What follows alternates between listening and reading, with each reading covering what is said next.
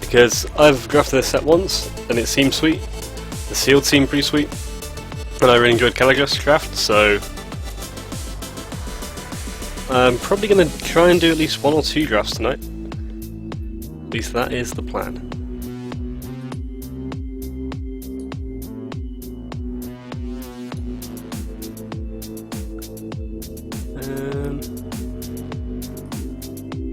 Okay, so our rare is Battle Draft, so...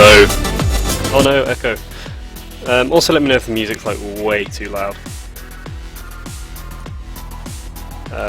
Because I could see that being a thing.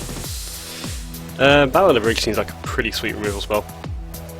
Improvise makes it quite powerful. Just straight up remove a thing, gain X life. Seems like a good place to start, because it's splashable as well. Other stuff that's in is pretty good, that is Felidar Guardian. Daring Demolition, Challenger's Revolution, both good removal spells. Felidar Guardian, try and get the Saheeli combo going in draft, why not?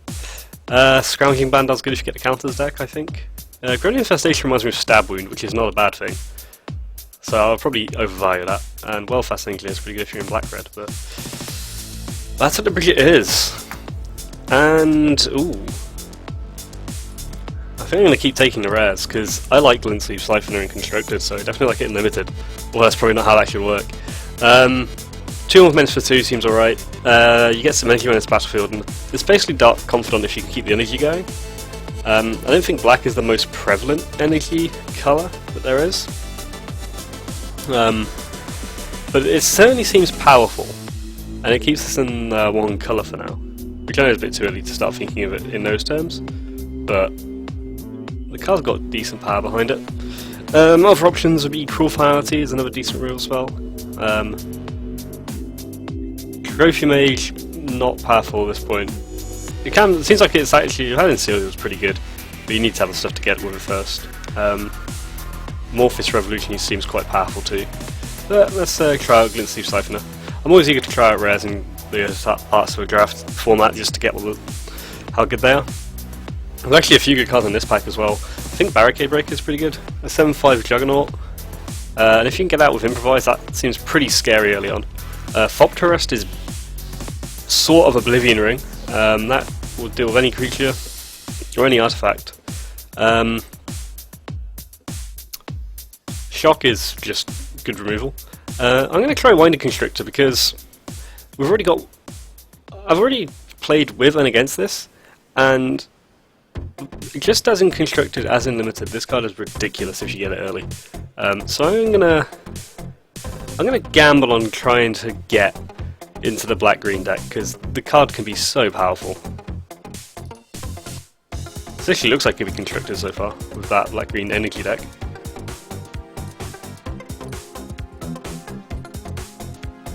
I'm pretty happy with where it's at. If we actually get to go into like black-green off this start, I'll be pretty happy. Because seems like a powerful start.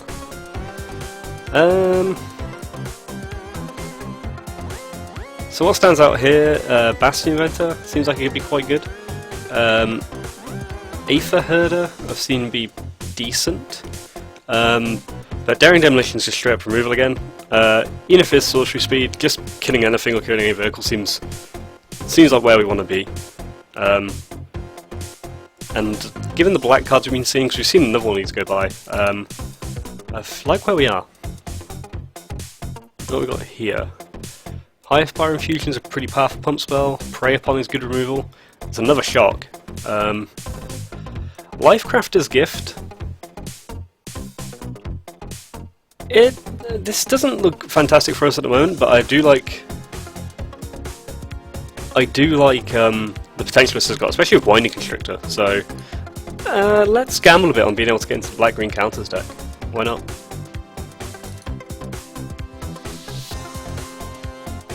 Because a lot of the parts of that black-green counters deck are not that hard to pick up because they don't fit in the other decks all that well. So certainly give it a try. We're not playing this. Damn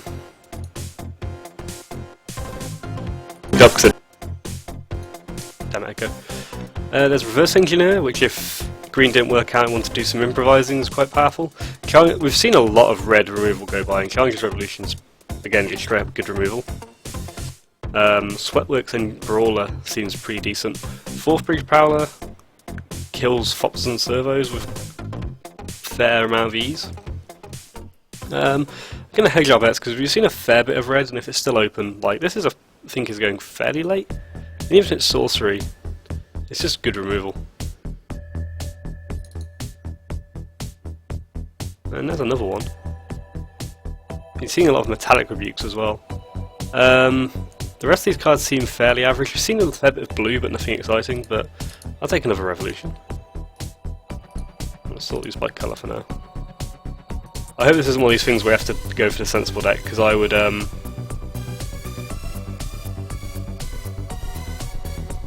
quite like to try out this black-green deck.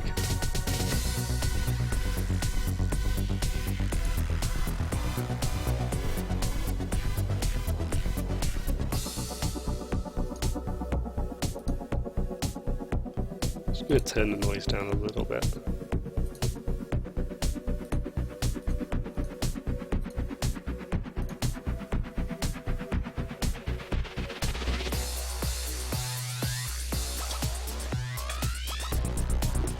We wait for the next pack to come around. We seem to be in a decent start. Certainly got plenty of removal. Oh, and an Ornithopter. Still a bit more blue coming through. Emerald Gear Smasher doesn't seem great unless you can get some kind of recursion going on. But I don't really like anything else coming through here, to be honest.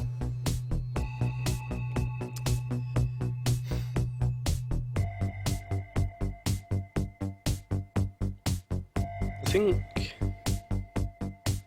I'm going to take a hint of Landdrake. So we're going to blue, we might want Evasion to be a bit more controlling. Here I'll take Gremlin Infestation. I think this card actually has the potential to be quite powerful. If you stick it on something they can't get rid of themselves, it is very reminiscent of Stab Wound. You put it on like a Prophetic Prism or something. And I'm quite eager to try it out and see how it works, so give it a go. Not a fan of any of these in particular. We're not aggressive enough for Wrangle. Consulate Turret maybe has potential if we end up doing this. So I guess I'll try that, but I'm not intending on starting it. It just seems very slow.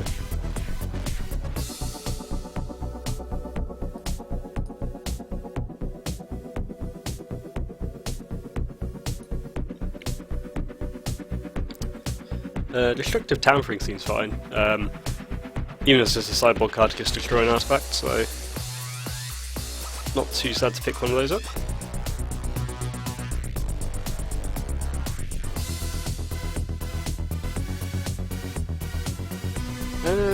I actually like Leaving the Dust. I don't like cards that always say attack to each combat if able unless they're massive, and this is Bounce the Thing, draw a card, and that's very much in my wheelhouse. Because like we could still go controlling. I guess Renegades get away. We're not aggressive at all at the moment. If I remember names, that's John.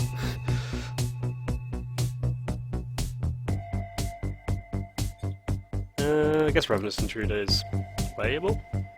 But yeah, we're still a bit unsure what our colours were, because we seem to get a lot of black and then the counters deck seemed like it might be there and then nothing. This is a pack of decent cards. Green Wall Liberator seems very powerful if you can trigger Revolt, but we don't really have anything in that regard yet. Outland Baller obviously quite powerful, but not really red-green. Treasure Keeper might be the pick just because it's a powerful effect. It's a 3/3 and when it dies you basically cascade. So you reveal cards top of the library until you get something with 3, and you cast it for free, as in 0 mana. And just because that's colourless, that might be the pick. I do like Lifecraft Cavalry. This is a straight up good card. It's generally going to be a 6/6 trample for 5.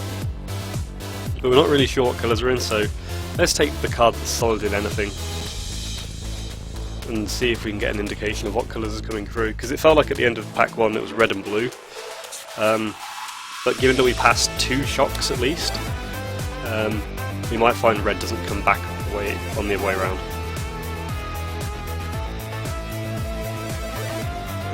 Okay, so there's a thing standing out here. Reckless Racer.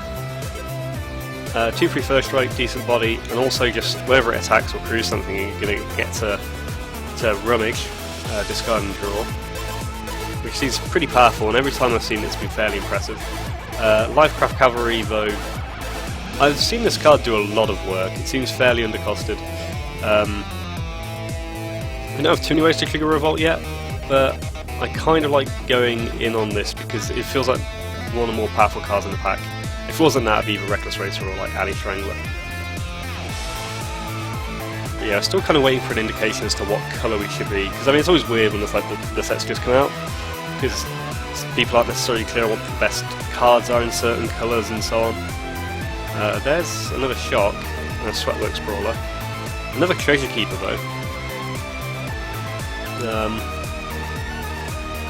Again, none of these cards, like Shock kind of goes down in value for me because we've already got 1, 2, 3, 4 removal spells if we're in red. And Treasure Keeper again just seems like a fairly solid card, so I'm just going to go with what keeps us the most open.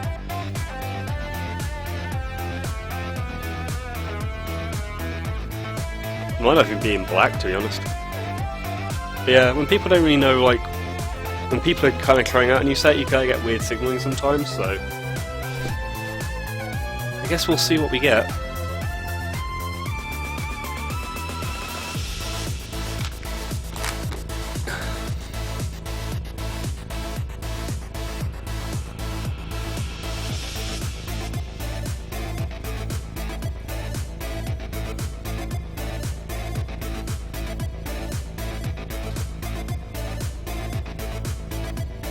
Because at the moment it feels like our deck's a little bit aimless.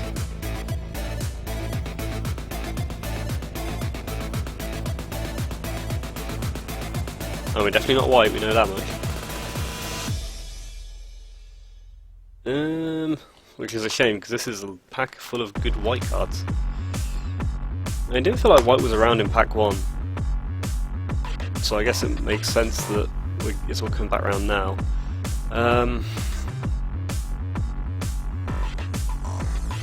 Take another Ravenous Intruder, you can go for Precise Strike. Conflict Dreadnought is not happening. I mean, Resourceful Return's a decent enough card. Get rid of a Treasure Keeper, bring back a Treasure Keeper. I know that strikes me as great, to be honest. Because we don't want any of the white cards, the red cards are unexciting. I think we're not really seeing the green come through. I'm going to take Lifecraft Waiting though, because it's a decent combat trick. I think so at least, I want to try it.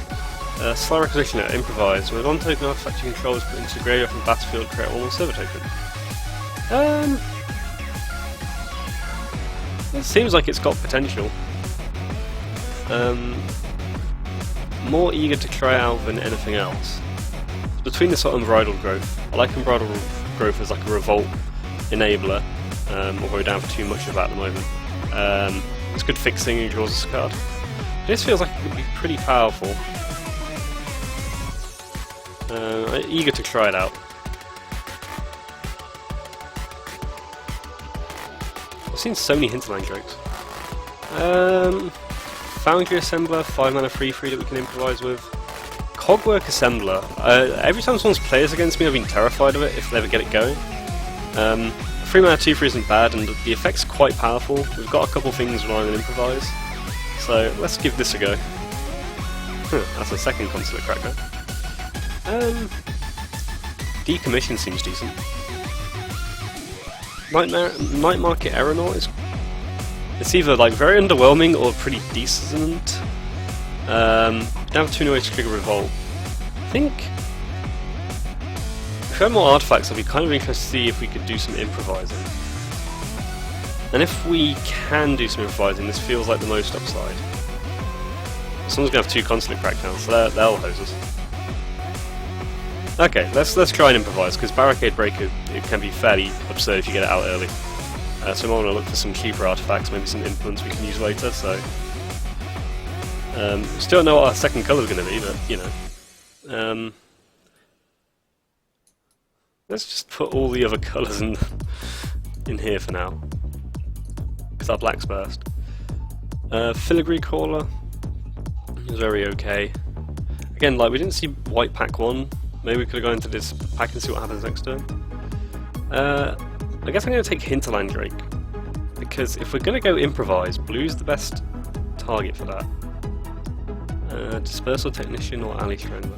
What does it look like if we maybe play this? Try and play like blue-black improvise?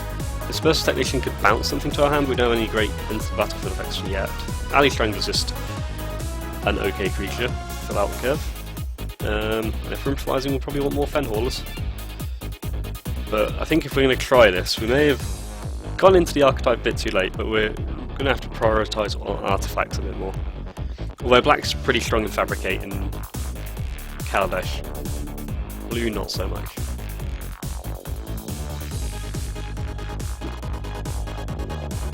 So let's see if we can just pick up some average stuff here. It felt like this pack started out so well. I guess maybe we got cut on black from both sides? I don't know. It feels weird. Maybe I missed the signals, because the only thing that felt clear was...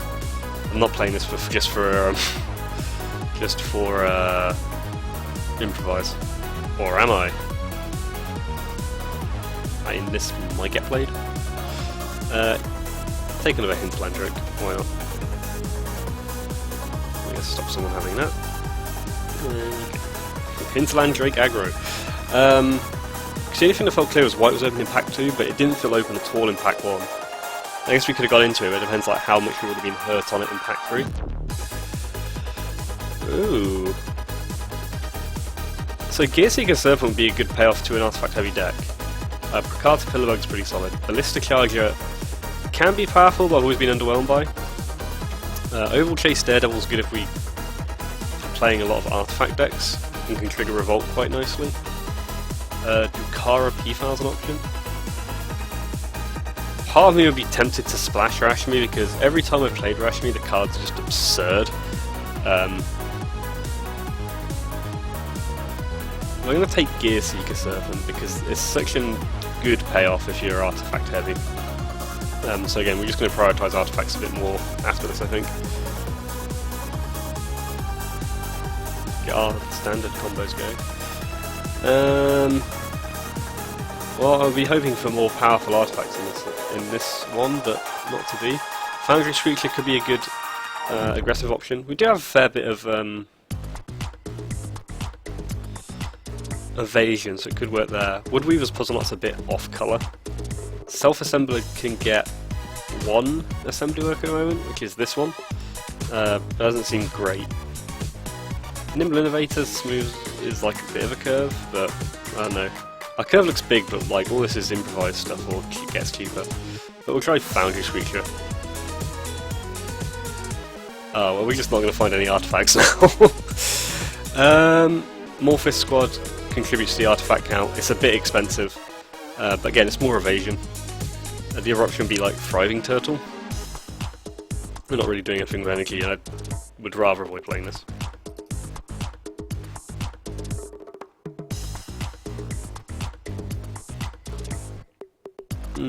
Deadlock Trap. So this makes energy, this makes energy. This might be okay. So that'll live fast. But this feels like it's going off the rails slightly. Good luck to the top hat gamer.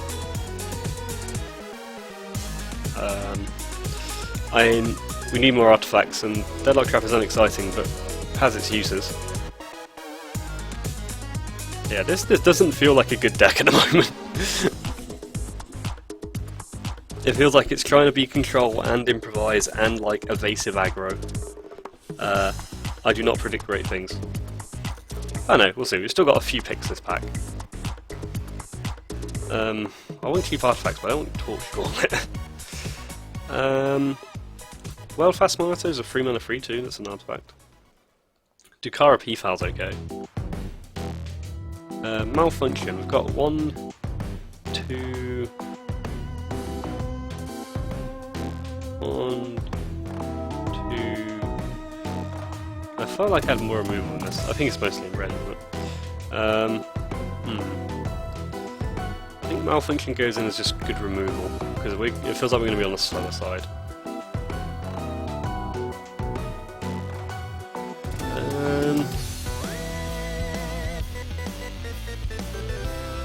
I mean, I don't really want to play Electrostatic Pummeler. Foundry's Creature again would be an experience where we're just lacking the artifacts to turn all this stuff on. Desert's Ambition feels a little slow at the moment. I mean, Pummeler could be okay, no. Ambitious Aetherborn's the other option. Does bring a servo in with it, and they've been blown away by it. I think I'll just take a Foundry's Creature. I will take Skyskiff, this is one of the better vehicles. Common, and helps with our Improvise. So we'll definitely take that. There was a malfunction there as well, so... what do I want to take out of this deck? Probably Prize Fighter Construct. I don't know, some beef. I mean, Consulate Turret is very slow. Too slow for it to work with Electrostatic Pummeler, I think. If this ain't Creature, it'd be a lot better, but it's just Player. But at the moment, I might go in. What do I maybe take out? Probably Prize Fighter Construct. Yeah, curve's high enough for this. I'm just going to pause the mic, because I'm pretty sure I'm going to sneeze soon.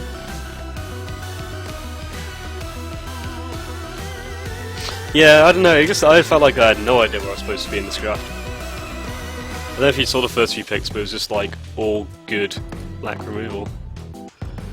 That's another Malfunction. Which I guess I'll take. Never sad to see removal. Because like our first picks were like Battle at the Bridge, Glint Sleeve Siphoner, Daring Demolition. And then it just kind of got a bit iffy from there.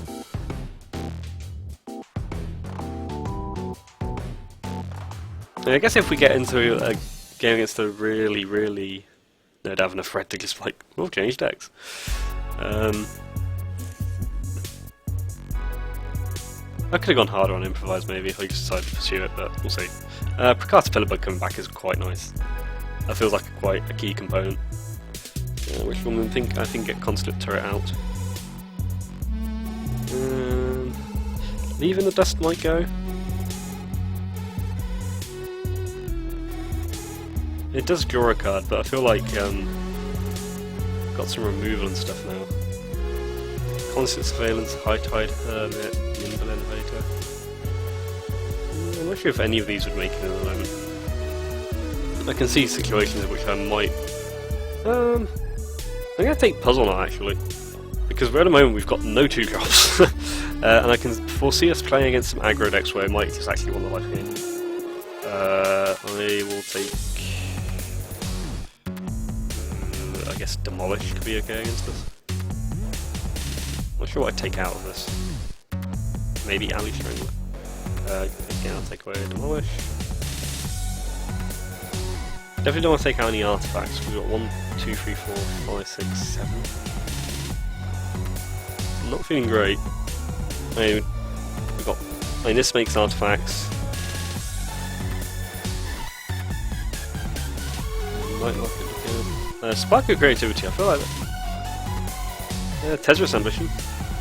Maybe, if we need to go slower. It does feel there are games we could sideboard into red. Okay, so let's... So I don't want to take out any artifacts, and if possible, find a way to get some in. And unfortunately, we have no access to green. Because we do have a little bit of energy payoff with Deadlock Trap and Glint Sleeve Siphoner.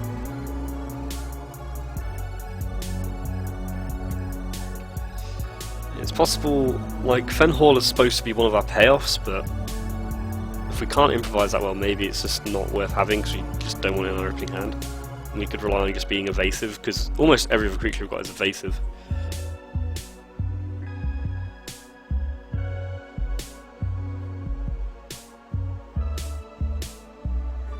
Maybe just add a bit more consistency with the puzzle knot.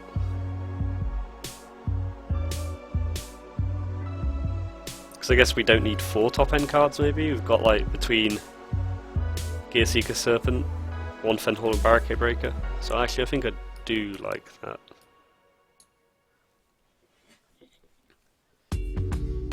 But yeah, it feels like we've stumbled into sort of a weird control slash evasion-y deck that's trying to do a little bit of improvise. Deck went a little bit off the rails. I've still got 24 cards. Have I not taken something out, or did I just miscount?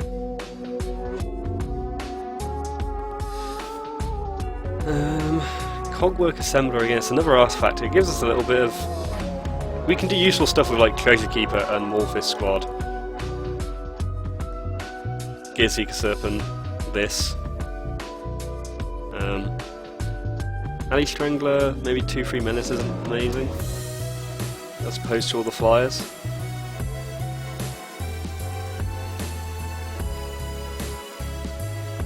Leaving Dust? I feel like Leaving Dust might be useful, because we're going to start behind in a few games I think, just because we're doing so little in our first couple turns. I can see some situations where we're pretty bad on default. Yeah, I'll take out an Alley Strangler. Lands.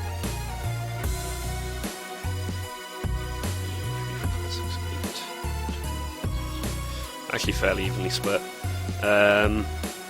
It feels like the black is slightly more important, because all the removal's are rooted in it. So I guess we'll go 9-8, yeah.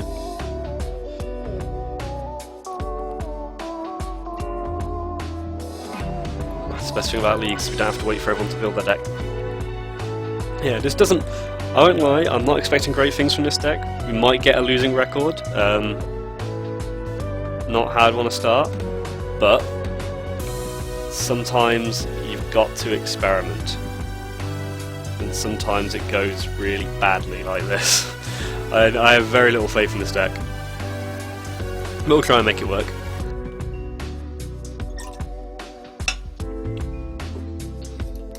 Taking on Sill to Eel.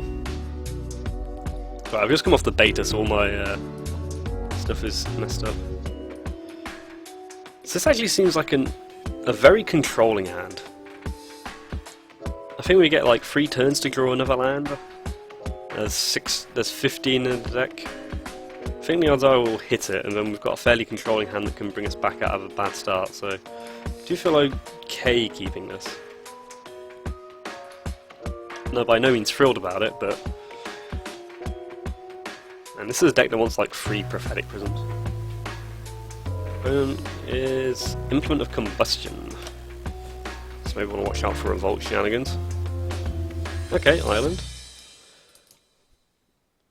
Gain some life and energy.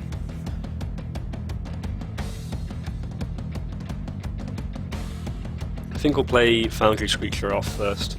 Maybe apply a bit of pressure. Red-green.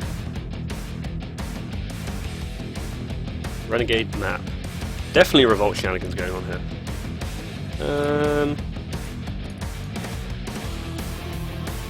So play out the Foundry Screecher and see what happens. Next turn, if anything particularly scary comes down, I've got Malfunction and Daring Demolition. If depending on what we see, I might just play Deadlock Trap out now to get its untap out. Oh, Lafnu Hellion. Okay. So we're gonna take some beats. I don't know if I want to remove that yet, because it depends if they've got the energy to keep it round. Because next turn they'll have to find 2 energy to keep it about, and then we actually get to play Deadlock Trap, so we might take another 4 off it, but then we've got it under control. So yeah, I'm still sticking with that plan.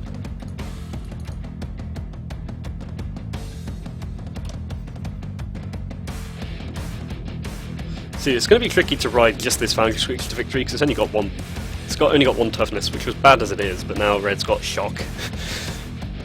It dies quickly and efficiently. But yeah, let's see what our opponent does, because I'll be interested to see if Like, they might concentrate their turn on doing something that gains energy.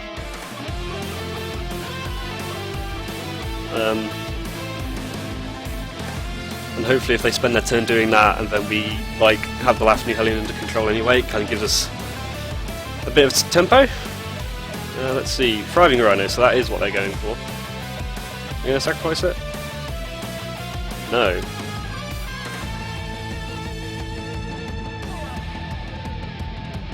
I'm kind of okay for lands now, to be honest. Well, I guess we're attacking.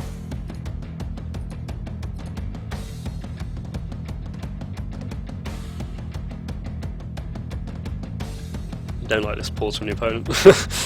Makes me think they've got shock every time. We've got 5 activations on this. So what we'll do is we'll tap Laugh New Hellion and take 2 from the Rhino for now.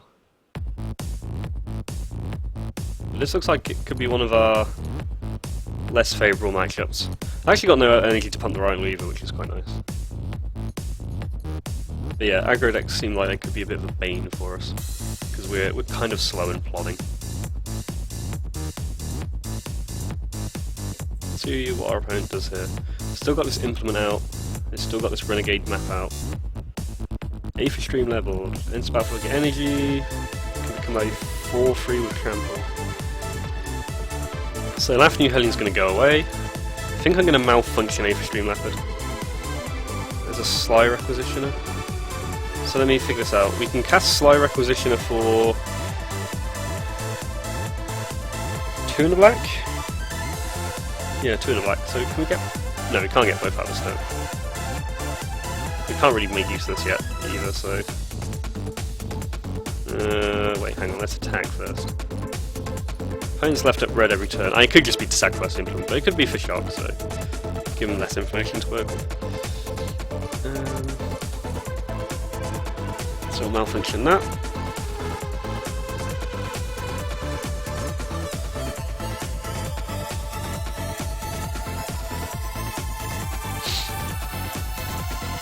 I mean, if our opponent never finds any removal, we're okay. We're sort of winning this race. I've been stuck on 4 lands. We can potentially kill their next play. If they don't play anything too threatening, I might get the Sly Requisitioner out. Although we can't really take advantage of this ability. There's one. Maybe this should have come out because outside of dying, our artifact, we don't have any like artifacts we can sacrifice. Because even this Woodweaver's Puzzle Knot is because like we don't have green.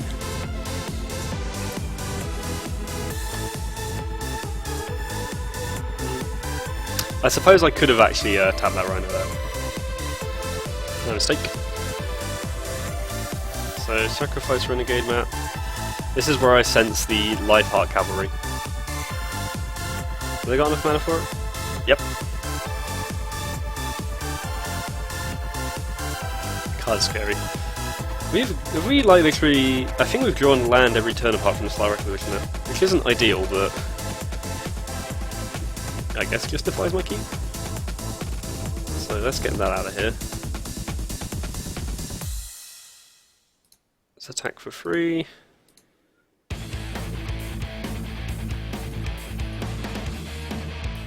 We'll take a hit from the Rhino to get this out. Apply a bit more pressure.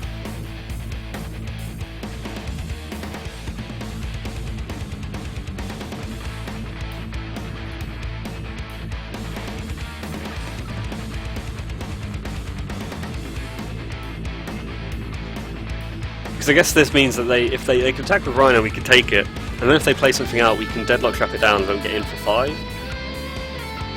Which means they'll be dead next turn to the Foundry Screecher, come on a 2-turn clock rather than 3. I am worried that this Foundry Screecher is just so vulnerable to any removal spell in the world, though. I also do fear this deck can just play something out hasty. And it's also worth bearing in mind we're actually at 8 life, not 9, because of this. If only we could sacrifice our Puzzle Knot. Okay, so drawing a card now. Is this going to be another Life Heart Cavalry? Because that would be bad.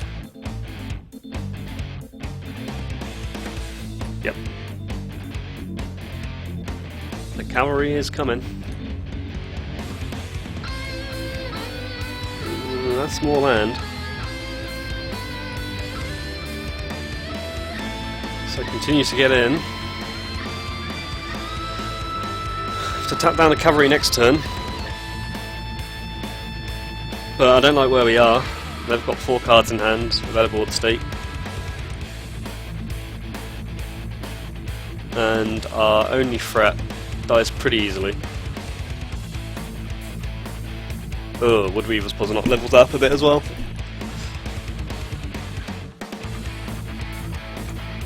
So our clock just got a lot slower.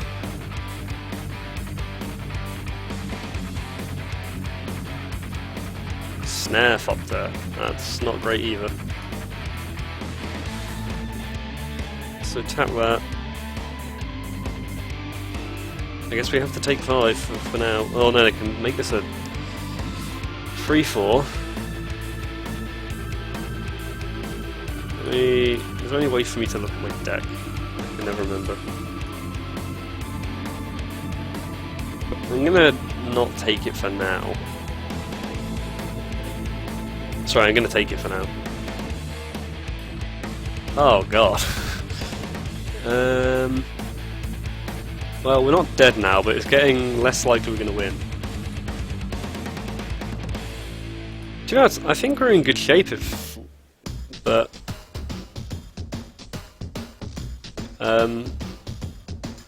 without meaning to be one of those players, our deck has not been kind to us in the slightest. So we have to do some... We basically have to jump twice here. I'm not sure what brings us back. Because we don't have a good trade, because the Rhino's going to stick around and be a 4-5.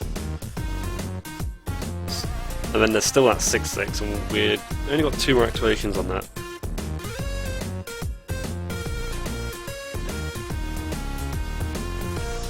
Well, don't see many other options.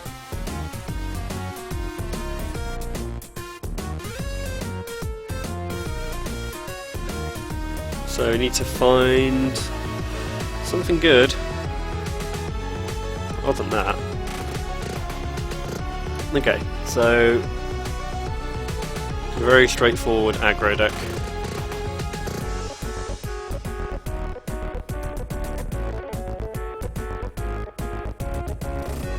Options.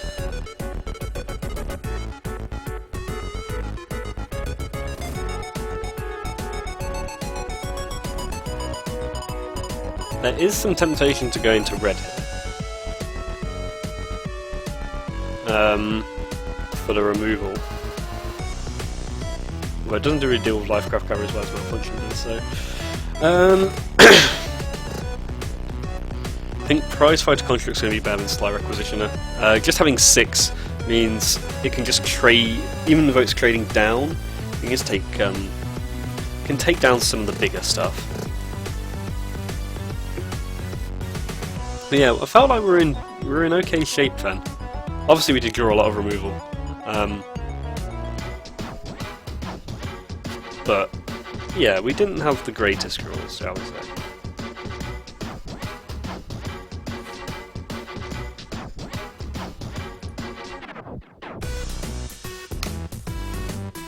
But yeah, it's kind of a deck I kind of feared, that, like, a deck that can... And that was a deck that basically started on turn 3 or 4 as well. Like, I do fear getting curved out on. It's going to be pretty hard for us to deal with.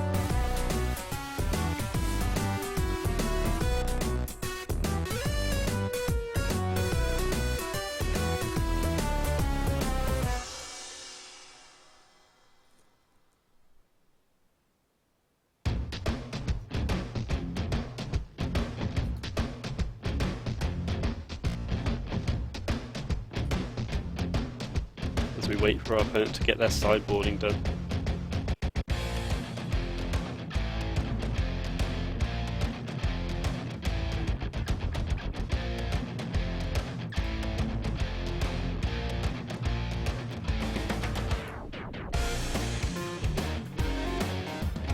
This isn't a fantastic hand either, but again, I think I've said this before on streams and videos, I tend to be quite reticent to Mulligan Unlimited, because I feel like the impact of a Mulligan Limited is so much worse than Constructed. Because in Constructed, you know, you've got your deck can recover from it better in a lot of cases.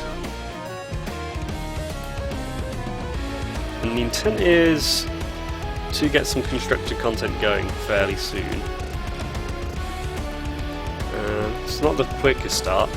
Treasure Keeper is a good trade-off card. I do like. Is this an uncommon? Yeah, of course it is. See what our opponent produces.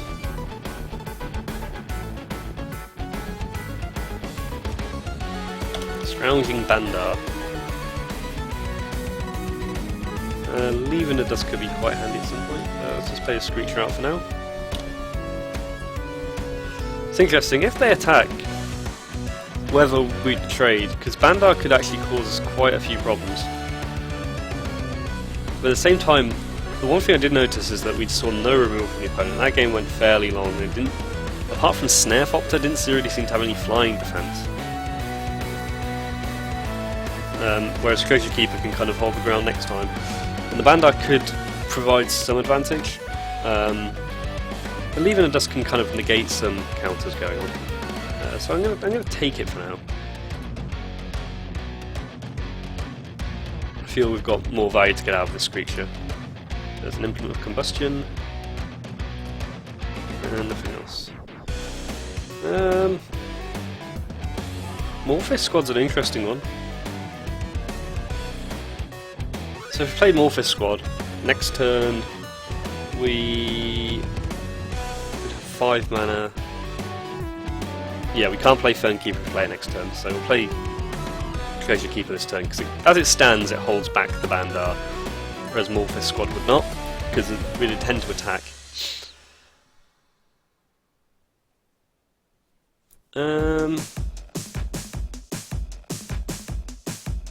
Morphis Squad. I mean, it's true, it is a bit more of an aggressive deck, but I think it's very aggressive at 4, 5, 6 rather than like 1, 2, 3. Because this would make, I mean, yeah, I'm going to go Morphis Squad, because it actually, when we play Treasure Keeper next, I actually should have played this before combat for the extra point of damage, I just realised, my bad. Is that this means we'll be attacking for, like, either put some on defense, we'll have to keep back, stuff, and we're attacking for 6 a turn if they can't keep it in check. And I would prefer to try and close out this game earlier, because even if they play, because there's temptation now, because even if they play out a creature, we could play Leaving the Dust. If they like go for a big 4 mana play, and we bounce it, it does set them behind a bit.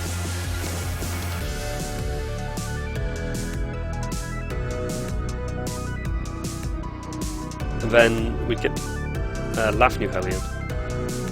If they're attacking with Lafnu Hellion, I think this is actually pretty decent for us. Okay, attacking with Bandar too. So our opponent wants to race. And I think we're going to take them up on that.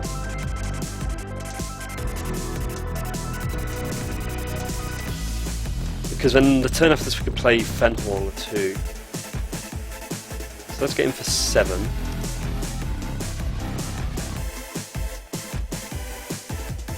Then we'll see what their attacks are. And we will probably bounce Lafnu Hellion. I mean, obviously it's got haste, but it slows them down, they don't have to replay it as well.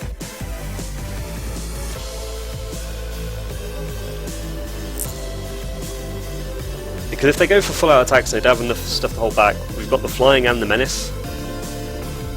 And then Fenhauler comes down.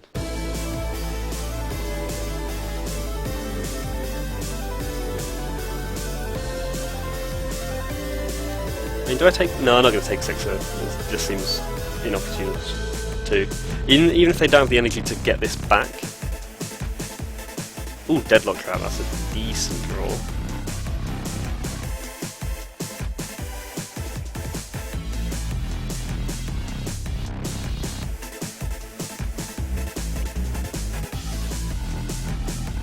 So, we know we've got Lafnu Hellion in hand, so we've got to watch out for 4 damage out of nowhere. There's Lifeheart Cavalry. So they got some trampling power.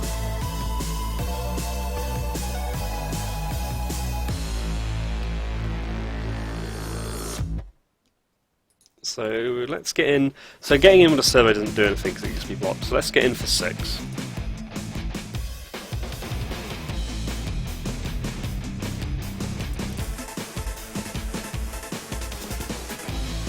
Play Treasure Keeper, I can't play Fenhauler. Fenhauler does block Bandar and Lafney Hellion.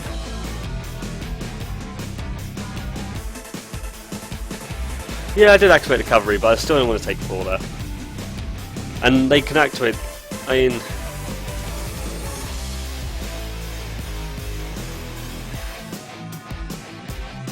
I don't know, it just feels like we want to avoid taking the hit there. So yeah, let's play out Fenhauler then.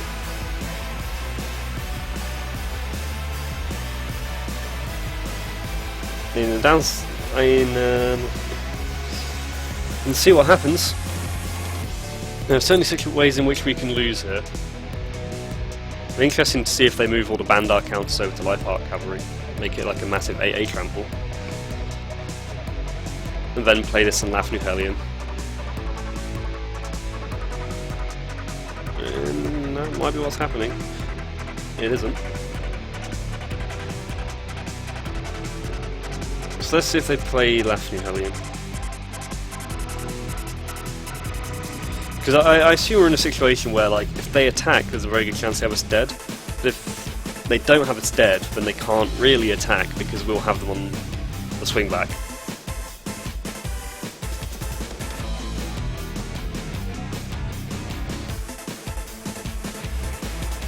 And we do have draw, and if we survive the turn, we do have draws that can make their life quite awkward.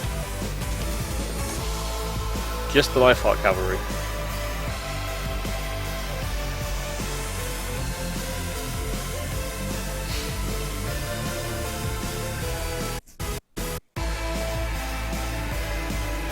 So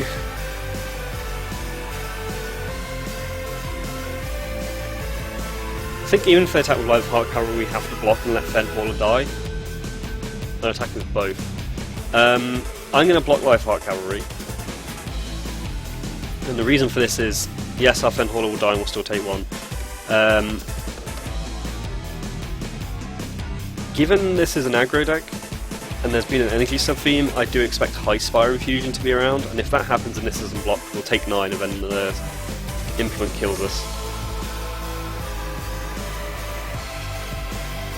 I mean, I'm not a fan of it, but I do feel there are many more ways in which we die if we leave the cavalry unblocked.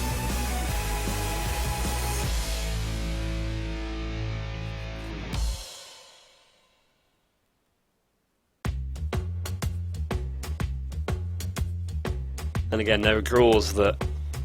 Because the thing is, like, as it stands, they need to have removal for something, or 2 creatures to play out, because of the Menace on Morphis squad. So, if their plan is, like, do this, play 2 creatures, there are ways in which we can draw... we've got 4 removal spells we can draw at that point. So this plonks us down to 7. And we've got to be cognizant of a few things. One is Lafnu Hellion happening. Is this another Life Heart Cavalry? Because that wouldn't do it. Unless that attack hasn't worked out for them, they're looking for an answer now. Outland Boar. That doesn't do it.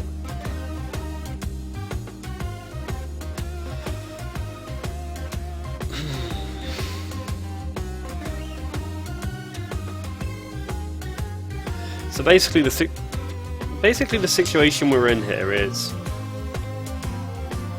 if the last card in the hand is Shock, we're probably screwed. I think if the last card in the hand is Shock, they would kill Foundry Screecher anyway. Bandar would get through, and then we can't deal with Jump from Lifecraft Cavalry, I don't think.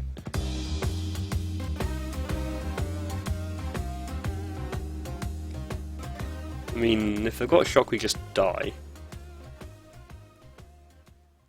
So, say if we don't attack, and play like Treasure Keeper and Deadlock Trap, we're probably, like, Outland Boar has to be blocked by one of the 3 mana ones, and will live. Lifecraft Cavalry would probably have to be blocked by Treasure Keeper +1, and still get through for 2. or maybe even 3. So it'll be 3, that gets through. Bandar we can trade off for, and we're left with no board. I feel like sitting back and doing nothing isn't going to do much here. So I'm going to go for this line, and if they've got shock, they've got shock. They don't. Okay.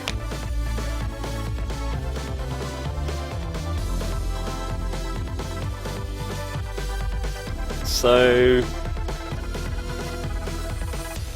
don't really think there's much else we can do here with our sideboard. Fenhauler is just... I don't think we want to have 2 Fenhaulers. Lifecraft Cavalry is the big problem in this one, so we maybe just want to be a bit more sparing of our removal. I'm also just going to quickly run for a second while sideboarding time runs out.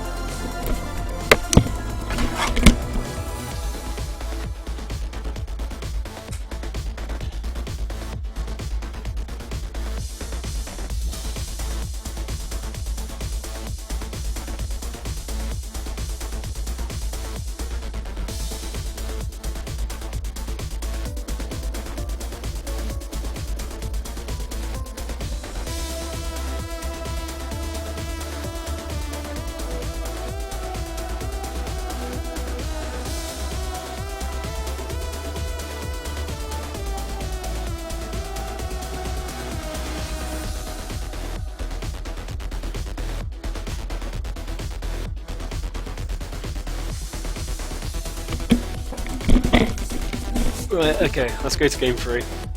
So far we've kept 2 very sketchy hands and been in it each time. I think...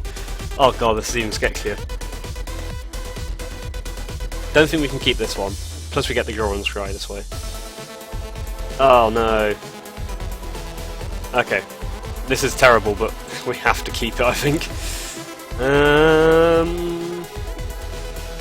think I put it on the bottom. There's many ways in which this can go wrong. I think what stood out to me is that our opponent has basically got a lot of big stuff at the top of the curve. There's a little less prevalent on the smaller stuff, but they could easily go like Bandar, Thriving Rhino, and something. But I haven't seen a single removal spell yet. Like, not even like a Prey Upon. Going for 2. Let's see. Hidden Herbalists. Of note, only they're stuck on 2 forests. Unfortunately, we don't really have a great way of dealing with this right now. But next time we get to play Treasure Keeper. And let's hope that our opponent never draws another land ever again. Well, that's part of the plan. Let's play out Treasure Keeper. Let's see if they then move a counter from Bandar to attack through, because we could take another hit. We could take a hit for 3 and go to 11, because next turn we'll have 5. We can play Fenhauler next turn. And it feels like they're a little bit away from playing anything that can deal with Fenhauler. I mean, this is a tricky one, because you could put the counter on Hidden Herbalist now to get the extra hit in. It depends if, like, they could have a hand that's like, if they get a mountain, it's like, boom. Oh, they've gone to make a 4/4? Okay, they're trying to close this one out quickly. Well, I'll take the 4, and then we'll play Fenhauler on our turn. Or we'll find, like, Malfunction. Well, do we even need to play Malfunction? Who knows?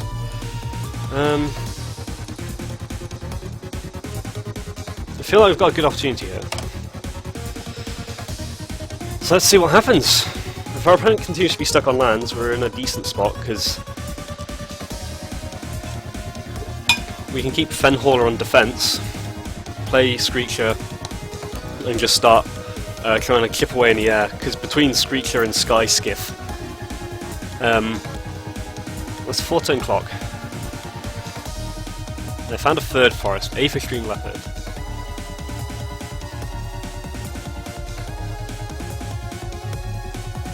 Oh, Leaving the Dust.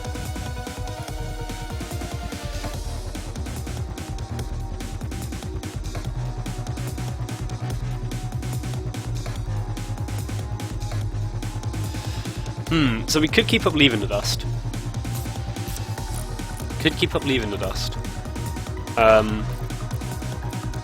case they try and get Fenhauler with removal. So that means we have to pass this turn. I mean, we could be putting the pressure on. But if not, I might bounce Hidden Herbalist in their end step, because then they're a lot less threatening. And then it means we do it at a time they can't trigger Revolt. It feels like the crucial thing here is when our opponent finds a red source or land number 5. So there's a thriving Rhino. So they begin to build up a board presence. So I think we're going to have to rely on our evasive creatures and let Fenhauler do blocking. It's just +2/+0, right? Because I don't get this attack. Did they misread a card? Because I think they've played a land for a turn. So I'm gonna, if they play a red mountain now, a red mountain as opposed to any other mountain. Okay, that was just a mistake on their part. Nice. We played Leaving Us without even knowing it. Let's play Foundry Screecher. Let's crew Sky Skiff. And let us start beating down. This way, now we get to hold up Leaving Dust. Because unfortunately, we couldn't leave it up forever and just like do nothing. Now we're going to have a bit of air superiority. Durable Handicraft. That could be a little nasty. Because is it Thopters you get for this or servos? Oh, neither. Oh god. It's a nasty card. This feels like a tight race. I am definitely going to make a malfunction here. Because now we can put the pressure on. Thriving Runner can't trade with anything well. Did I tap too much mana there, or did I just miscount my mana at some point? I think I miscounted my mana at some point. Yeah, let's put the pressure on. And we could get put in trouble by a Lafnu Hellion here, or some confluence of events. I mean, this would enable a Lafnu Hellion. We'd take 7. But now we're offering... Like, we can swing for close to lethal next turn, especially with a bounce spell in hand. I don't know why I thought I had 8 lands. Just going crazy.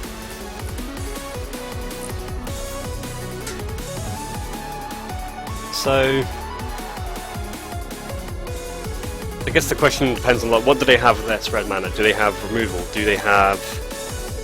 Are they able to play 2 creatures? Are they able to do something like play Lafnu Hellion and Blossoming Defense and kill us? Would that kill us? 4, 3 when you pay the energy? It wouldn't just kill us.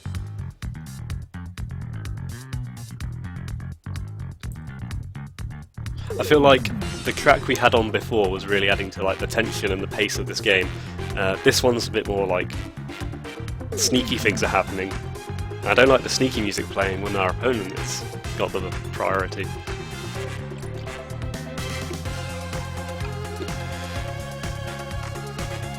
I feel like if we get to untap, we're in a very good spot.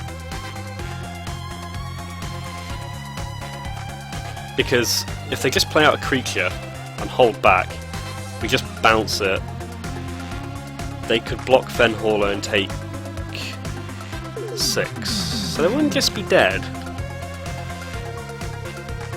But they would have to jump.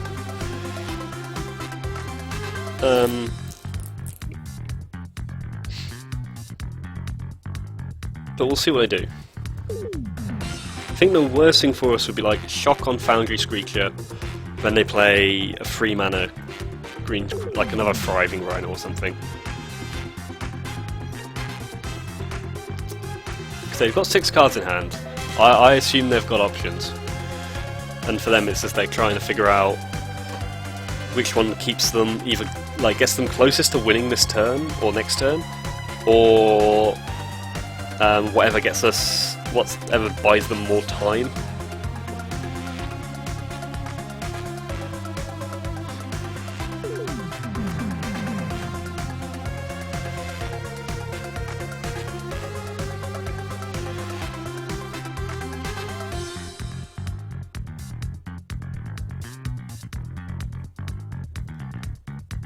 It is Lafnu Hellion. Oh, I can put a counter on something as well. Wait, so this is 4-8. Oh, so if they've got a... I mean, Blossoming Defense is in the set. If they've got a Blossoming Defense... Oh no, because they have to pay for it as well. So they're just going to race us? Or they have to try and trade with Fenhauler? Oh, they're attacking. Okay, then we win?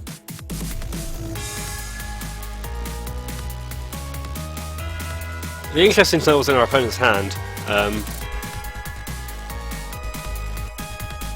what decisions they had.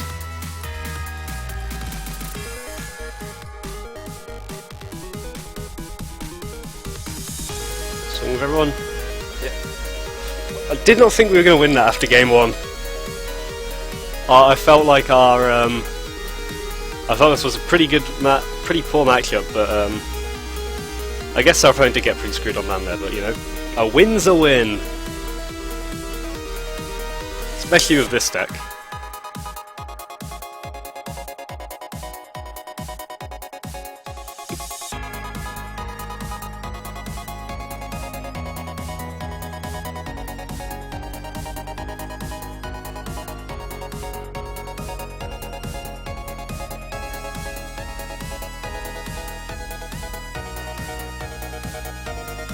Find the opponent.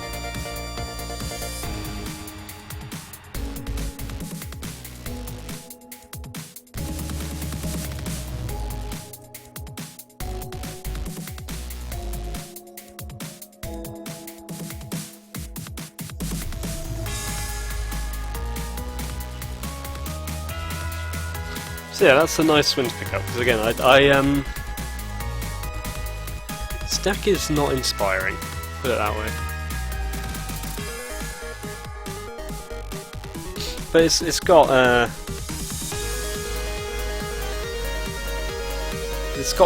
some powerful stuff going on. Man, we keep drawing a lot of hands like this, don't we?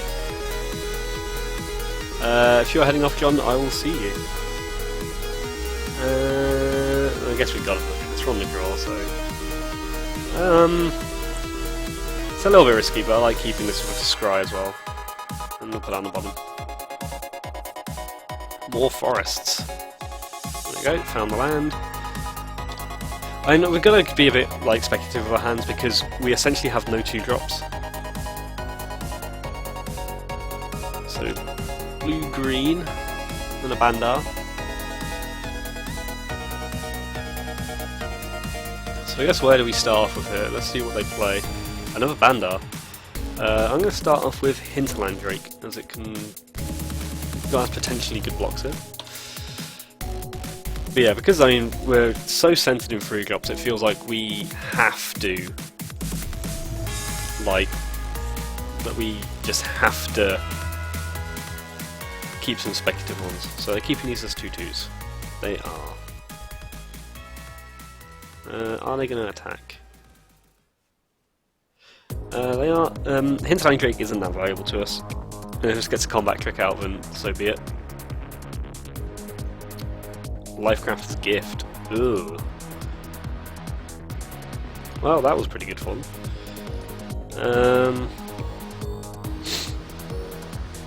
Well, nothing we've got trades particularly well here. Yeah, probably drafting tomorrow. Played land. I'm just going to bounce something end of turn to try and find land number 5 so we can do 2 things in a turn. Like Sky Skiff, Frownjuice Creature. That was a pretty big blowout.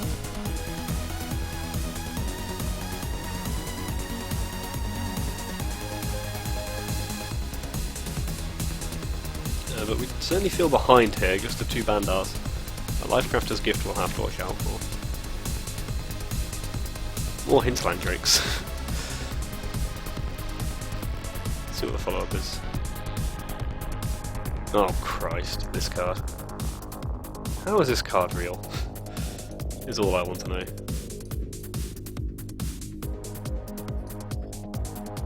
I'm going to play a Deadlock Trap in the Sky Skiff. Purely because we're not blocking next turn.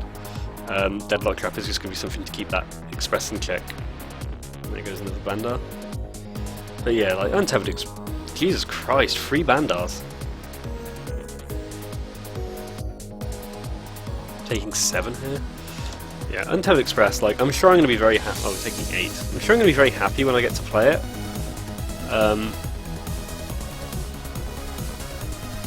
Is there anything we can do to stay alive here?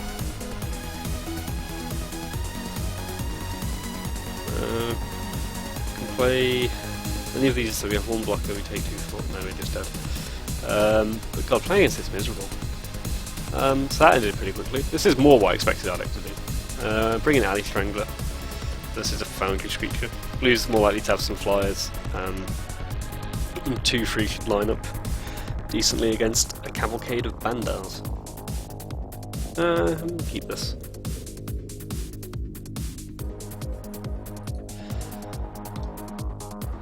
But yeah, Untethered Express, like, I thought Renegade Freighter was kind of on the good side. But that card is insane. Battle the Bridge is not a bad one to have. Then Gearseeker Serpent's a bit of a mulligan here.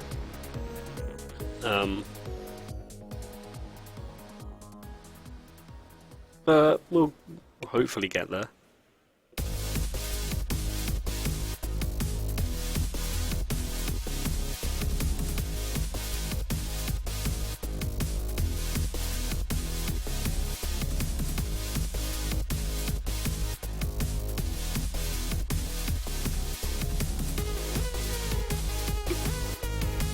So he's going to pass the turn.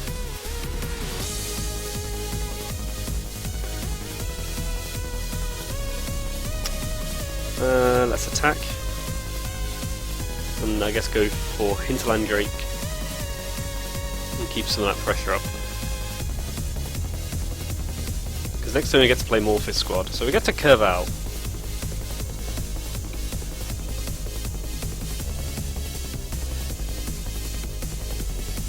3 mana.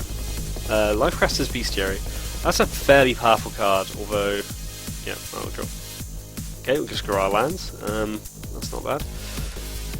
It's a fairly powerful card, but I'm not too sad to see it here. Because we're pressuring pretty hard here. Our next turn we get to attack for 4, 7, 8.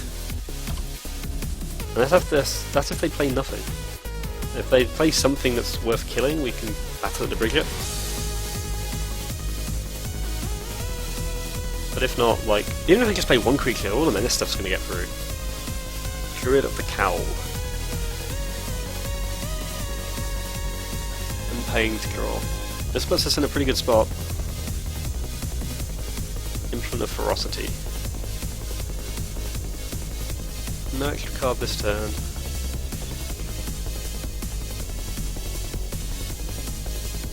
So we'll get in for 7.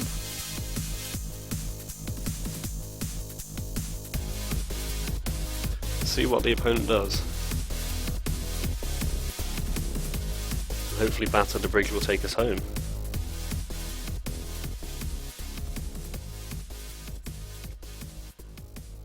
So drawing a card. This triggering Revolt for a Lifecraft Cavalry.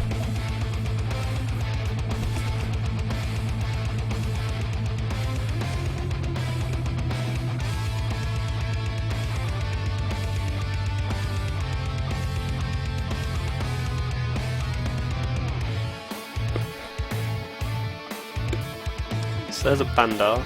They could have more Bandars.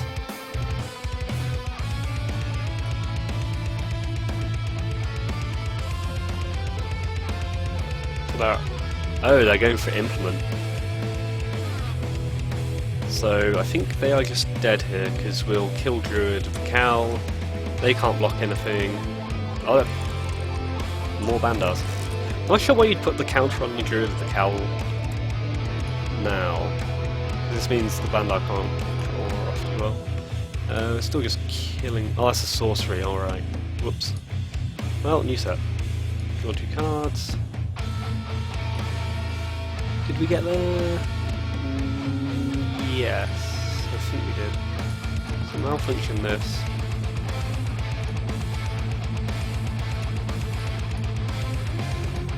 Improvise to kill that. and swing for lethal.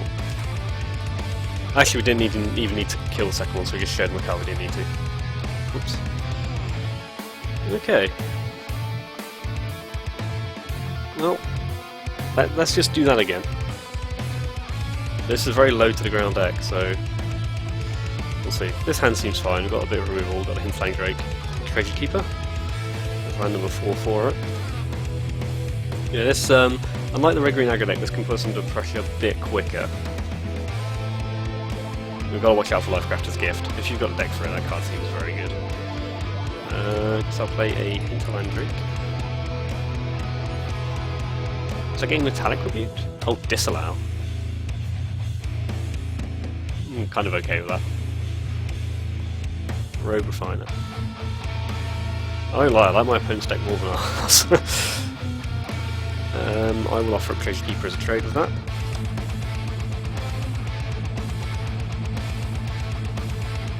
And next turn, it's probably a Hinterland Drake. If we draw land, there's probably other options. Are they going to malfunction Treasure Keeper?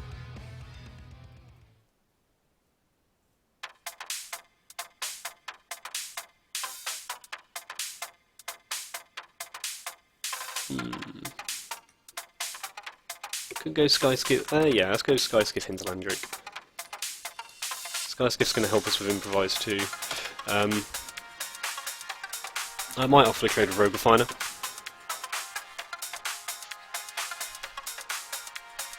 Opponents, both on 3 cards.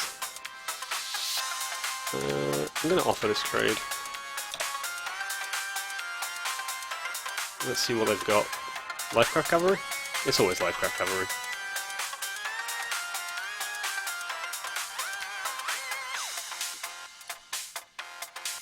But we're going to gain 6 and get rid of it.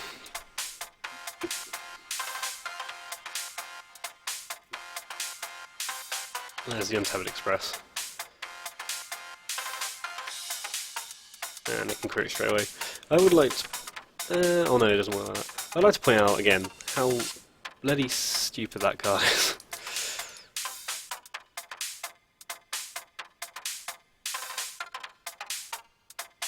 Let's make a servo. And fabricate out Sly Requisitioner. I mean, if we draw Daring Demolition to get rid of it, we're in an okay spot.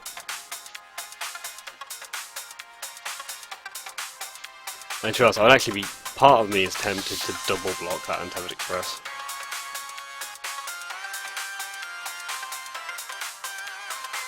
But I will maintain my philosophy of what a stupid card.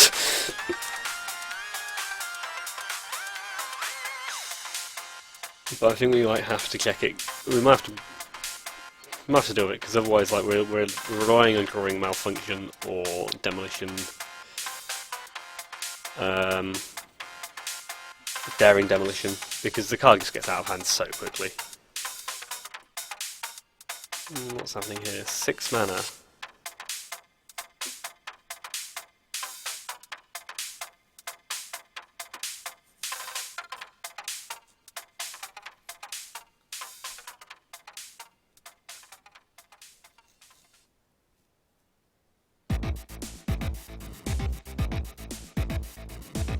And the thing is, if they attack with Untethered Express, we double block, and they've got another creature out with Spandar, it starts to get a bit dicey for us, because we're living off the top of our deck and our opponent isn't.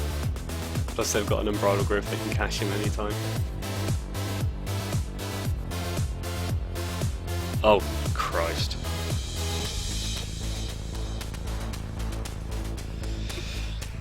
I mean, that probably does us in. Saheeli's Artistry, still a bomb. So we can trade off with this one. Oh god. I'm not going to trade off with this one, I'm going to try and do Morphist and serve on the token one and hope we draw a removal for the other. That's insane. Land was not what we needed there.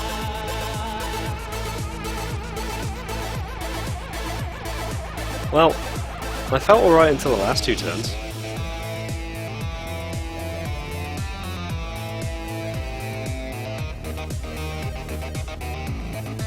But yeah, it's like, well, I feel like we had to deal with light craft cavalry, and we could have dealt with Untimely Express, but then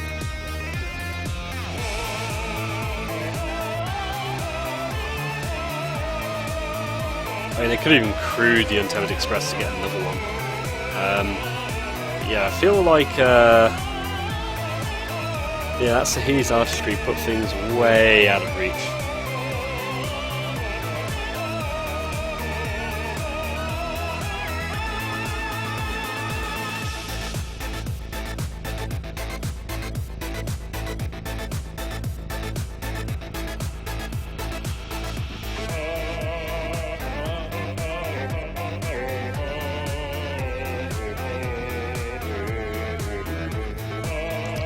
So Morph squad's going to get bigger as a Fabricate Kuja. We're just under so much pressure now, and it's very hard to think what we can do to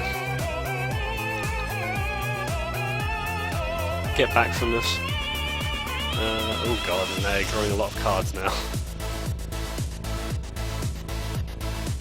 That said, I like this person's deck a lot more than mine. I'd love to have this deck. This deck looks sweet. Oh, damn. Yeah, I'm not saying this game got a bit out of hand for us, but this game got pretty out of hand for us. So we can trade off one Untethered Express and take 13. Actually, I'm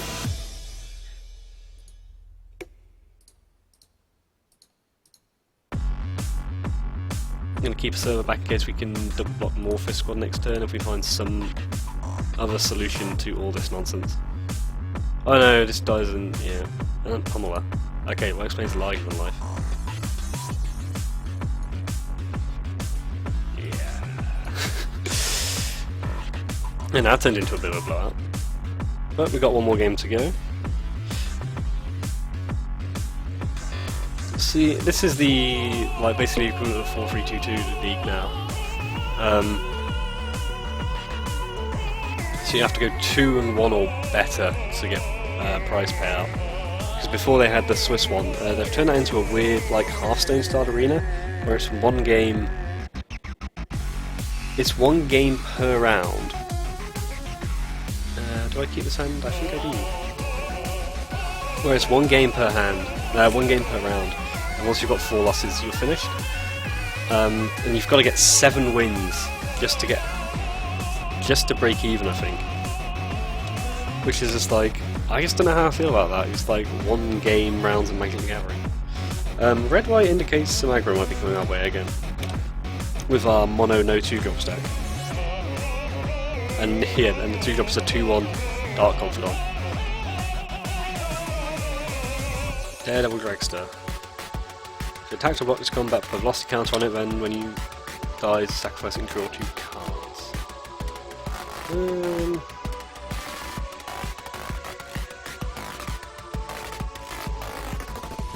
Let's play a Killerbug.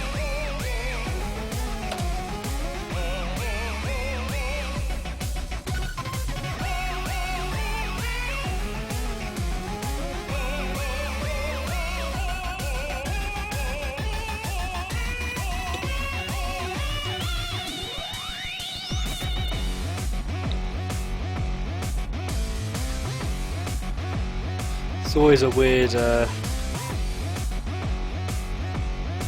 tension when they play a vehicle out, because you know they're going to crew it.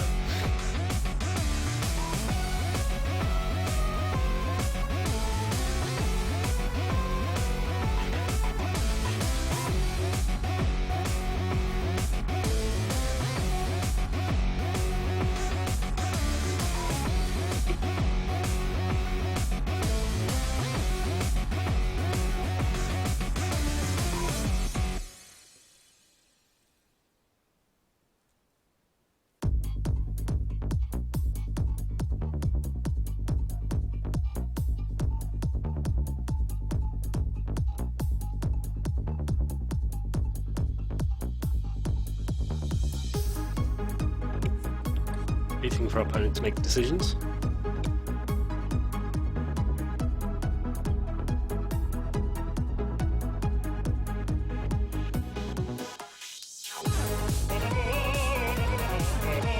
Reckless Racer. Oh, that's not a bad combination. It seems like a decent deck. A lot of Aether going on. Aether in Basket seems a pretty big game.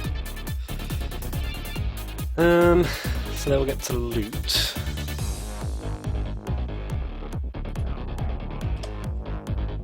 And get in for 4. Get rid of Bastion Mastodon. So either got a lot more low drops, or they don't feel they can get to 5 lands very soon.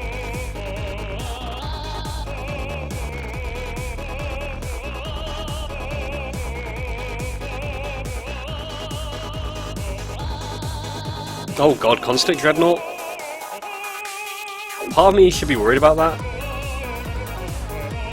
Part of me shouldn't, but I'm worried they're going to play like the Siege modification that makes like a 10-11. I'm just gonna put that one down for now. And I'm gonna I'm terrified of the fact they're gonna probably... There's like aerial modification and siege modification, which both make vehicles creatures permanently and like a 10-7. No, give like +3/+0. So put it on that. We're gonna be facing down like a 10-11. And we can kill it. But I'm a big fan of not taking 10 damage in one hit.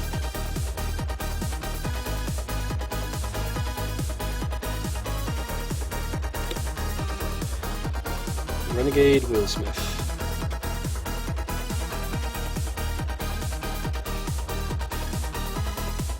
So this is a vehicle heavy deck.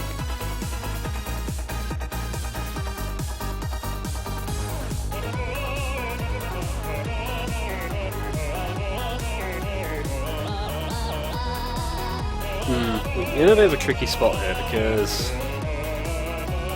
we need to be finding some lands, to be honest.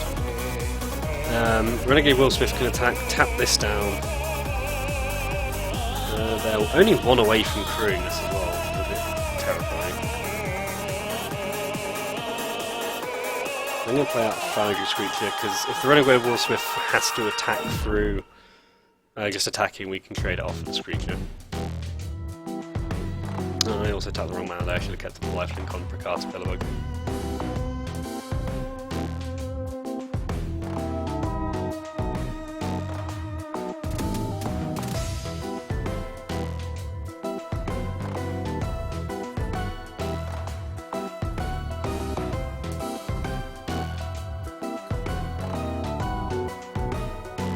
Is taking a while responding to everything, which is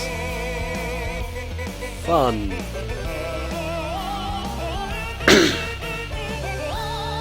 So let's pass the turn, see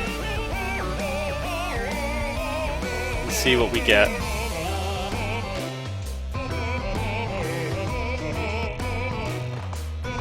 Well, no Crew 6. Gotta be a little bit cognizant of some sort of trick here. I also don't think we can not block, because these two are a very potent combination. So making Prakata Pillowbug not attack, not block. So Fang Shriek's gonna get in the way of that Wheelsmith. We chose not to loot as well, which is always worrying when your opponent does that, because it's like, huh, my hand is pretty good. So much so I don't want to get rid of anything. And they got rid of Bastion Mastodon before, so maybe they've got some pretty good top end. Or maybe they just kind of all in on this Dreadnought plan. Who knows? Huh. I don't know why you wouldn't just play that out in the first place, but okay.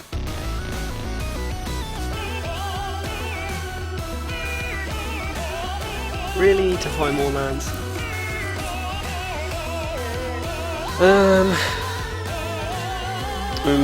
Playing out Sly Requisitioner seems like a bit of a losing gambit.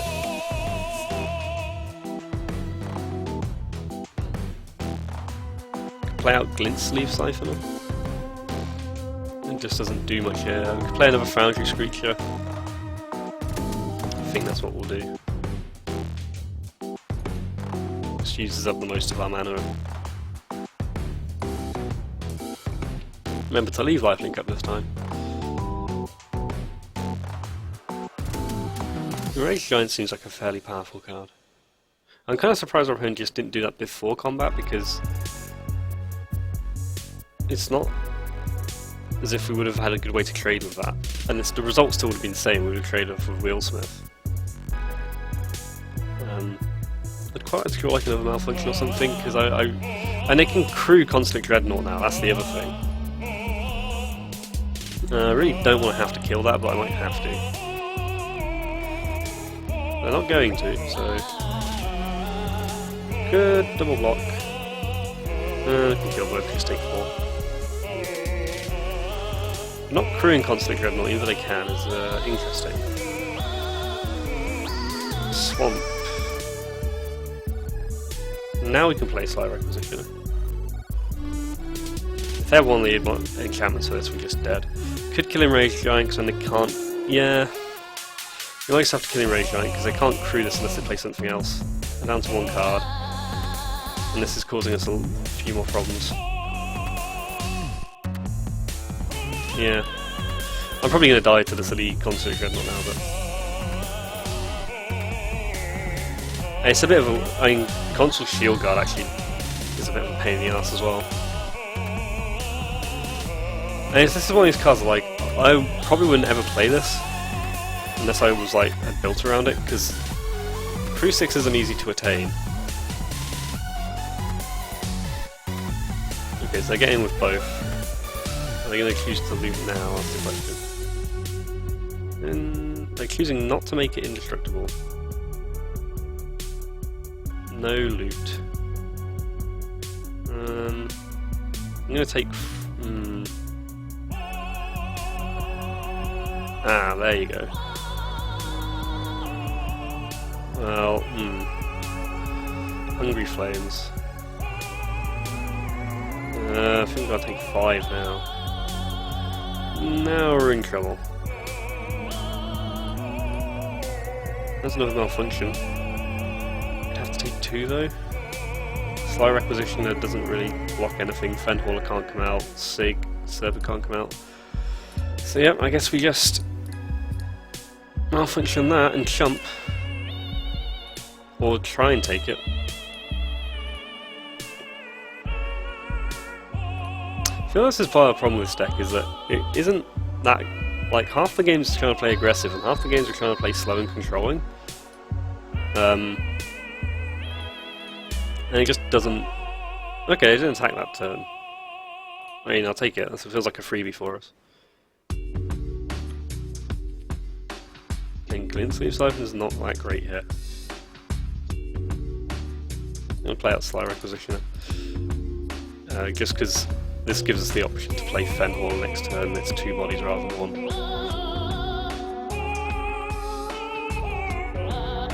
No, it isn't. What am I talking about? Why do I think this comes with a servo? It doesn't. But yeah, it was like, so we're kind of playing half aggressive games, half not, but we've got cards like Gearseeker Serpent running around. It's just like, ugh. So I get to loot, get rid of a mountain. Gonna take it and gonna make this trade.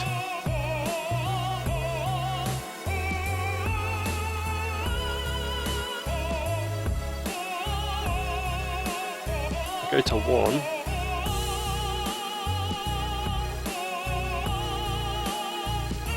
We're not in a great spot.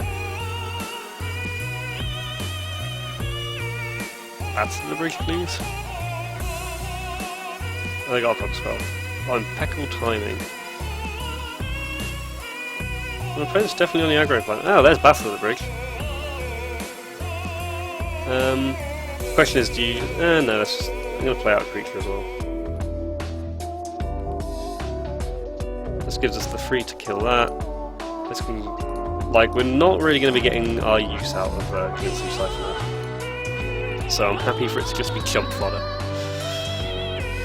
But yeah, this is obviously a very aggressive deck, which is the kind of thing that in theory puts us under a ton of pressure, which we don't really want. But it's backed up with good removal like Hungry Flames and impeccable timing.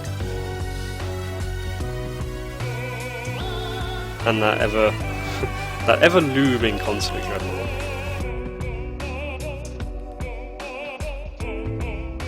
Dawn Feather Eagle. Well, that's the next thing we have to deal with. So this becomes, so Audacious Infiltrator becomes a 4-2. Still going to trade off with Glint Sleeve. Oh, now they're going for the crew. Oh, that is an 8-12.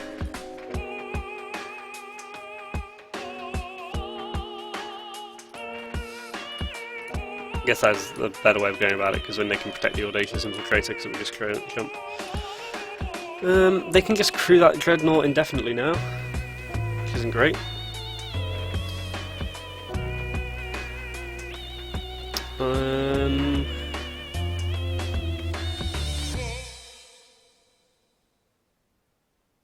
I guess let's get out Fenhauler.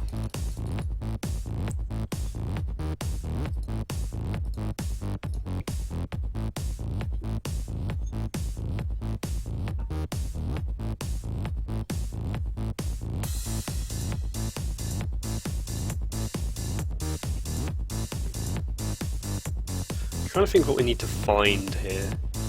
So we've used our removal spells. And there's just not many cards that can pull us back into this now. Like, I'd be extremely surprised if we managed to win this. Because I honestly, our best play at this point might be to do something like, if we drew Leave in the Dust, to bounce the Malfunction to our hand and tap down like the Consulate Dreadnought. We also need to find a way to deal with this. Because at the moment we're lacking that. Wasn't it?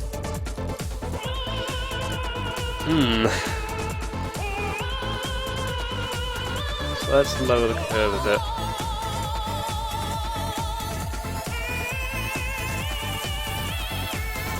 Take out Fenhauler as the slowest one.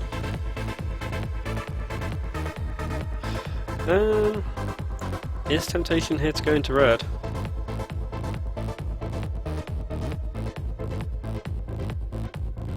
Yeah, why not? Let's go into red. So what can we take out from Hinterland Drake seem okay. Ice Strangler's bad. Cogwig Symbol's bad. Wolf Squad doesn't seem great here. This has not been great. So add in like Revolution, Gremlin Infestation, Destructive Tampering. And then we probably ditch Sun Out of Swamps and Sun Out of Islands. We want at least 3 mountains. We actually want at least 4 mountains. We want a lot less black. Maybe this isn't. Oh, we've got another. Okay, that's at 6. Maybe this isn't the way to go. This is. I feel like this is our best way of winning this game. Is to go into a third colour. This is okay. We've got all our colours. Well, it's not great. We've got all our colours. We've got 2 plays. We might get to Barricade Break at some point.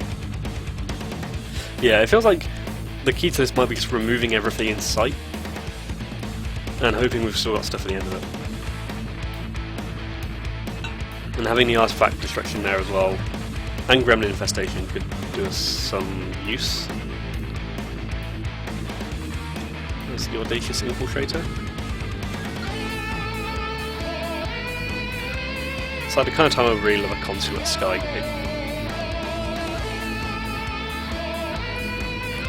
Well, let's play out a Drake. I'll probably take the trade here.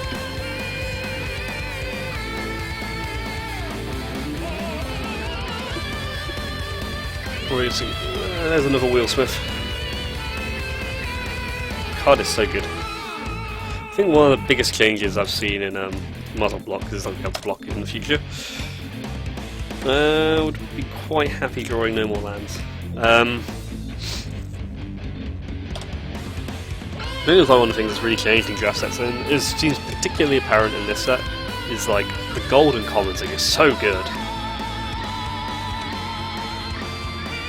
Like 3 mana 3/2 that makes something able to block, it's just so powerful. And yeah, we're just kind of getting curved out on here. Deadlock Trap, you will probably not buy us that much time. So we're going to take 6. I mean, this kind of blocks when I was going to attack. Could play Barricade Break next turn. Won't be able to block though. Does put them under pressure, but... Oh god, Renegade Freighter. And then you can do that with the Wheelsmith to make sure that you can't block it. So let's find a removal spell. Oh god. I'm taking next turn. If they find a way to crew it, it'd be 5, 8, 11. It would just be dead.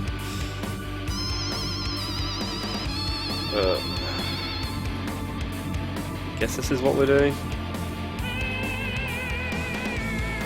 I mean, there's never a good place to be in Limited where, like, your position is if the opponent curves out on us, we can't do anything. Unfortunately, this is the situation we find ourselves in.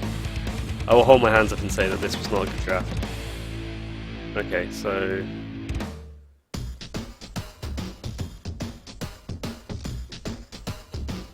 Did they miss the crew trigger? No.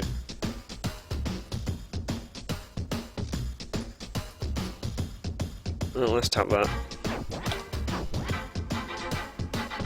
Take 6. I again find myself in this position of I'm not entirely sure what we can draw here. Like, Battle at the Bridge might draw us a smidgen of time. I should keep that.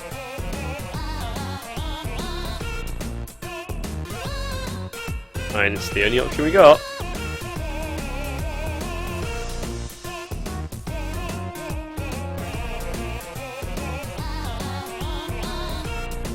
Yep. I mean, this is a pretty good deck that I was facing. I'm still not sure about the Concept Dreadnought in it, but like this is how you want to do aggro.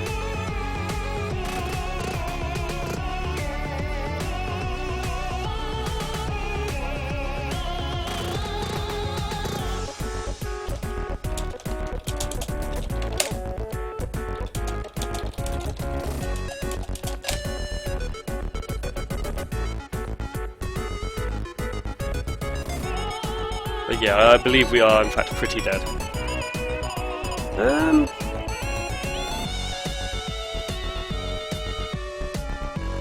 So we could tap this and be able to block with 2 things.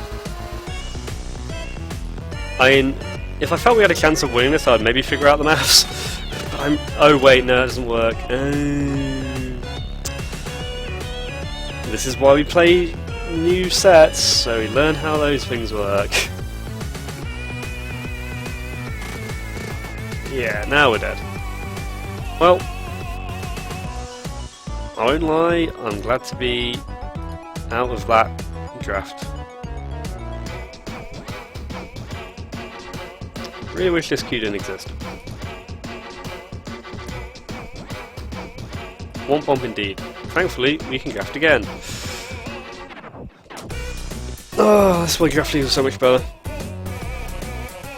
Again, I like to have the Swiss ones more, but what can you do?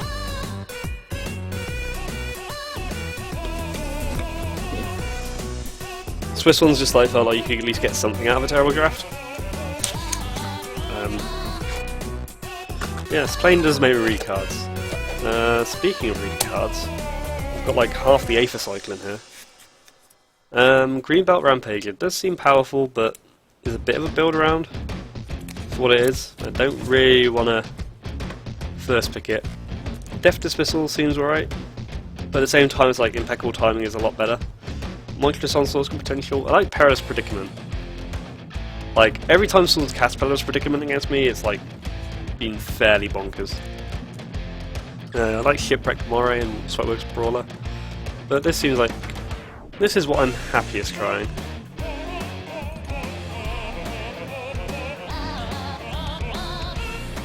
Like Greenbelt Rampage, like it is powerful. I've played with it. I mean, it's pretty good as a Revolt enabler as well, but it's just like I just don't like it first pick.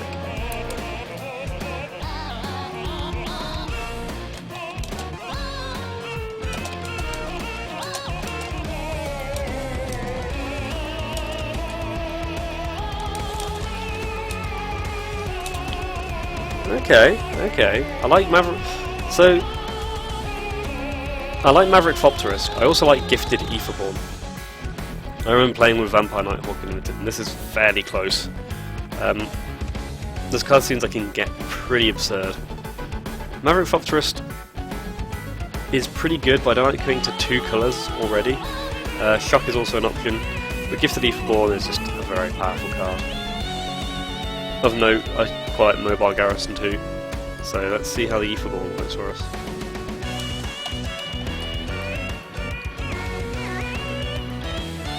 Okay.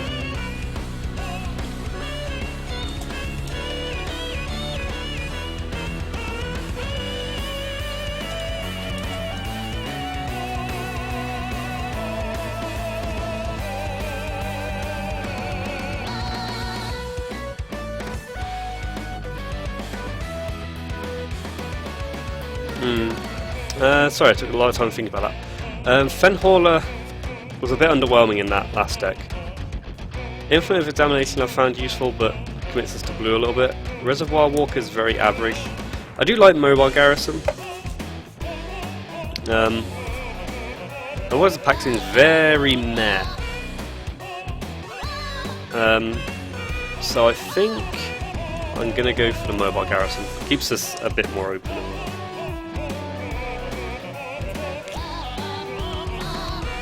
Okay, okay. So I'm seeing a bit of green coming through. Like I like Morphous Revolutionary seems pretty good. It does commit to, it's a double green card. It's our Unbridled Growth. So I'm taking a green card regardless, and I feel like the most powerful green card is Morphous Revolutionary. So much like last draft, I'm going to sit here and be like, please let the counters deck be open. Yeah, Morphous Revolution 4th I quite like. Just a 3 mana 3/3 trample's good on its own, and that card can do silly things. Silly, silly things.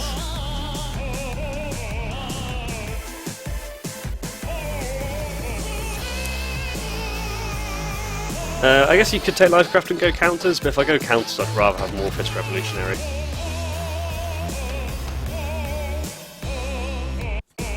Also, Morphous Revolutionary's got a bit more of a fallback plan. It could be. There's another Lifecraft Awakening. I kind of had this problem in the last draft, where it's just like, a lot of these cards just don't seem fantastic.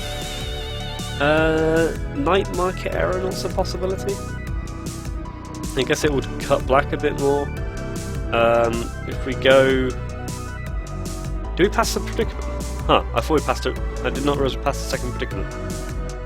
My mistake. Aeronaut could cut black. Green is probably one of the better card. Green and black both can trigger Revolt pretty well. If not, like... I mean, Lifecraft Awakening is okay. I'll give Lifecraft Awakening a go. I want to try it out.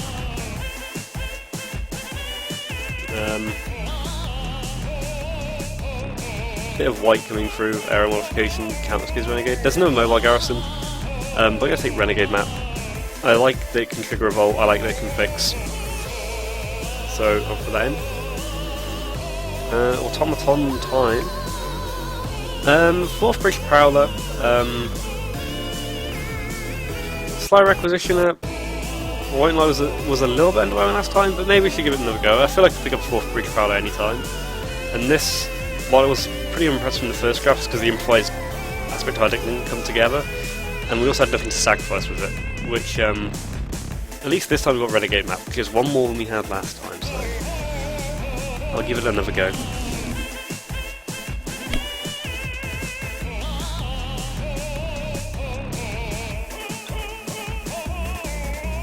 Bit more white there.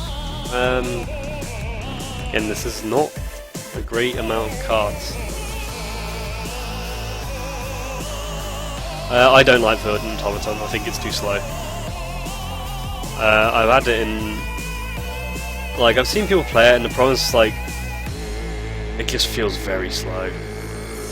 I'll take a Renegade map here, I do like it again for the reasons mentioned before.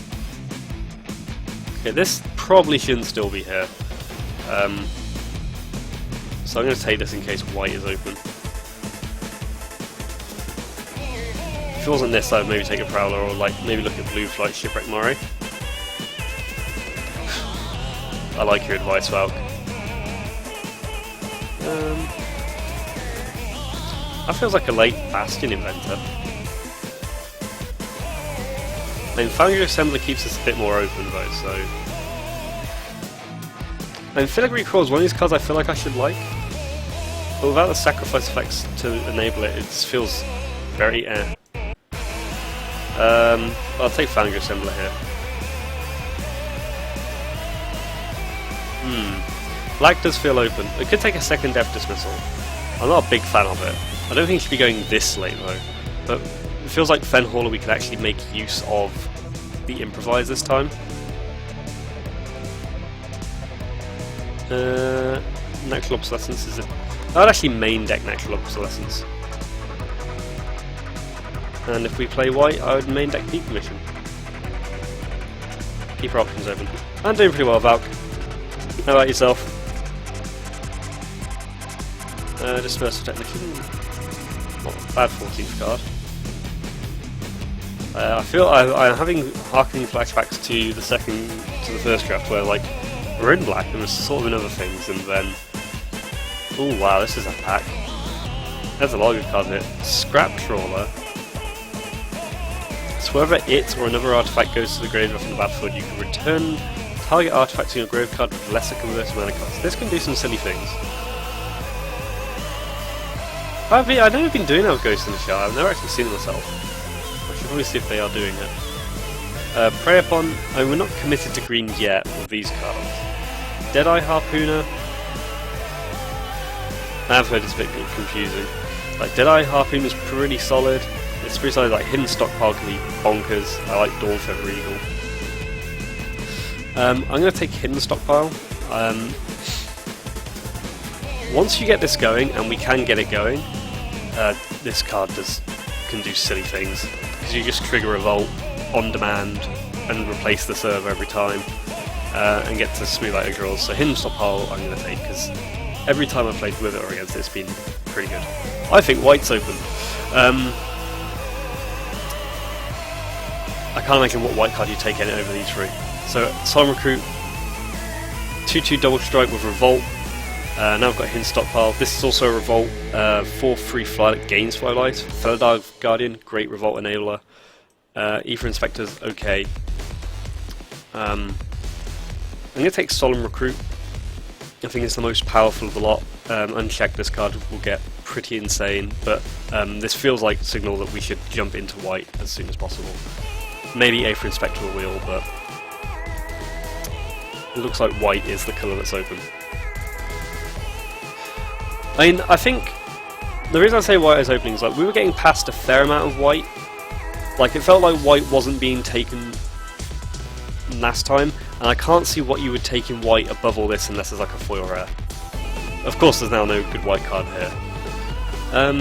Cruel Finality gives us some removal, and this is the problem, like not knowing if we're in green or black yet, because we're more solidly in black, and Cruel Finality would probably be good. And we could play Hidden Stockpile. Like I do like None and Renegade.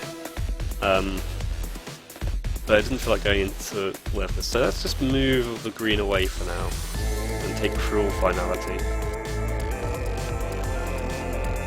I mean, black-white with a little bit of Improvise works well as well, because if that's what we go up... I mean, 2 Death Dismissals went that late, and there was not much of a white in those packs. And it's just like, Decommission isn't a card I expect to go 14th either. It didn't feel like... The only white cards I remember not coming around were like Countless Gears Renegade.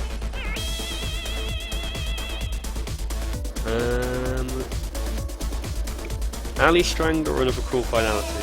I mean, I do like Cruel Finality, so I'm happy to pick up another one. Again, like, I don't know if it's just me, but like, maybe it's just a lot of the cards in Kaladesh are very synergistic heavy. Sorry, in Aether are very synergistic heavy or not that powerful, because I keep seeing... I look at a lot of packs and I'm just not that excited by a lot of them. But I'll take another Cruel Finality. So we're getting at least some black through. Like, not insane black, but solid. Some solid black removal.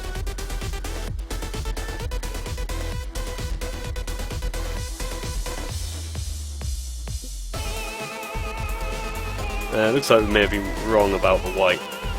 Again, like I sense we're getting some black through.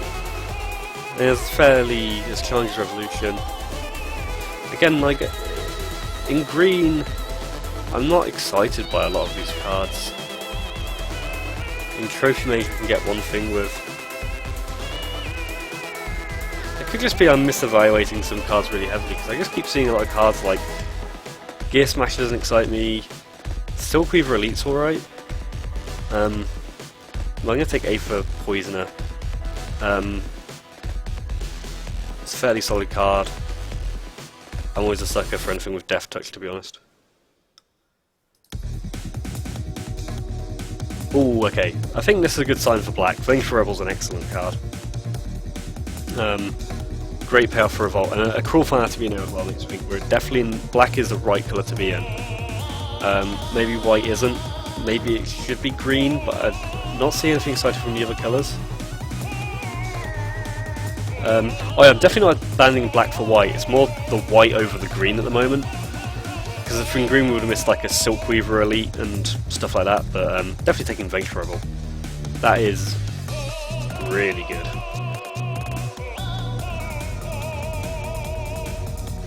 There's some interesting cards here. Defiant Salvager could be our Revolt enabler if we need one. Also, Sacking Artifact does work with our Sly Requisitioner, so this might be the pick. It's very average, but it's synergy here. Ghirapur Osprey is just a solid card. If we're looking at what might be hints of other colours, Sweatworks Brawler, Bastion Lancer, and Taken to Custody. At the moment, I'm just going to take Defiant Salvager because I kind of feel we might want to. Maybe the Osprey's better, but I'm just convinced by that for some reason. I just like having the Revolt. We've got a bit of synergy with it. Here, I'm going to take an Osprey. Just a solid evasive threat. I wouldn't be sad to pick up the Poisoner or another Death Dismissal, but I like the Osprey. Just allows us to punch through. And I like Dawnfeather Eagle too. Solid card in its own right, just boosting the team is quite good, especially if like we might be able to make some servo synergies. In Black White we're going to have some Fabricate. This just seems like a very good thing to do towards the top of our curve. And it's also a lot better than anything else here. Like, I would play for Freak Prowler maybe, but this seems like the best thing in the pack. Okay. Aether Inspector is okay. 2-3 Vigilance for 4 I'm not excited about. I might fail with a Poisoner. Aegis Automaton's a potential one.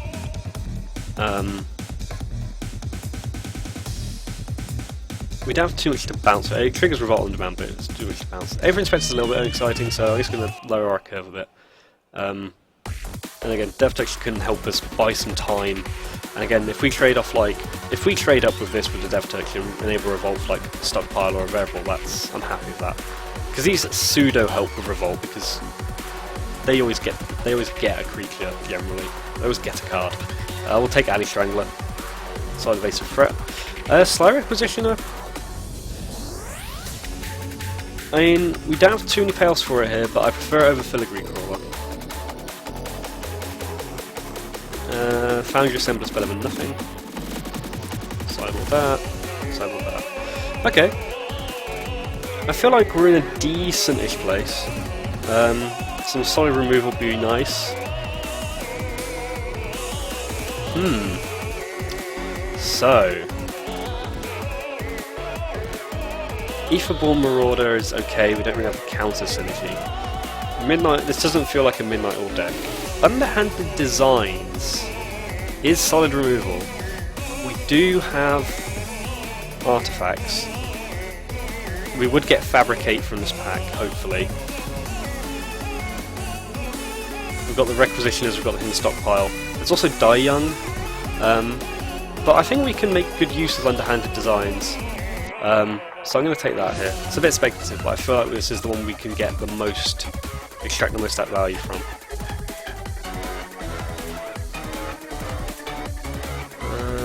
This isn't a great pack.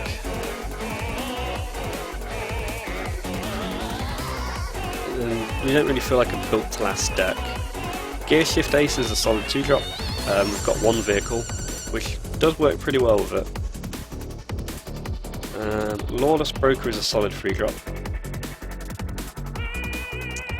Metal Spinner's Puzzle Knot goes with our Requisitioners, goes well with our Revolt cards, bit of card draw, adds more to the artifacts.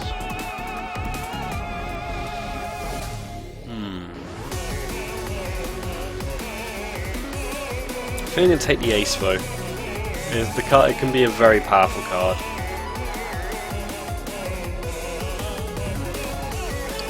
And I mean,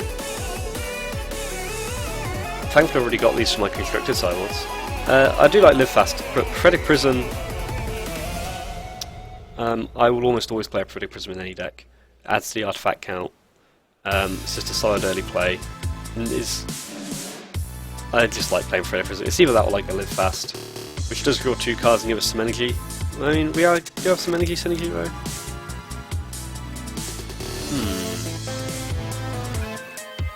I do like Prophetic Prism. I feel like it works with a deck better.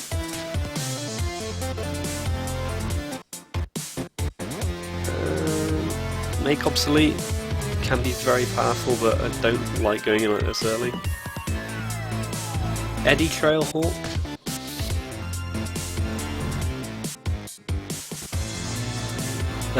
Demolition Stomper, like, it can be powerful. It's the problem is like we don't really have enough creatures to crew it. Dukara Scavenger, you don't really need more top end, and the artifacts, I mean, if it comes around I'll pick it, but I'm leaning towards Eddy Trailhawk.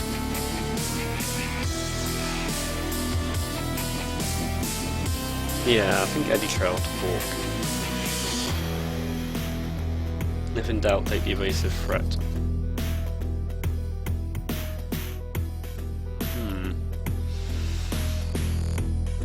Well, none of this is fantastic. I mean, Rush of Vitality I've always found to be an unexciting but solid combat trick. So I think I'm going to give this the pick this time. Glint-Sleeve Artisan is... See that Prakata Pillarbug? I mean, Glint-Sleeve Artisan's solid, but Prakata Pillarbug... Glint-Sleeve comes in with 1 more power, but Prakata's an artifact. So I think I'm just going to go for the Pillarbug over the Glint-Sleeve.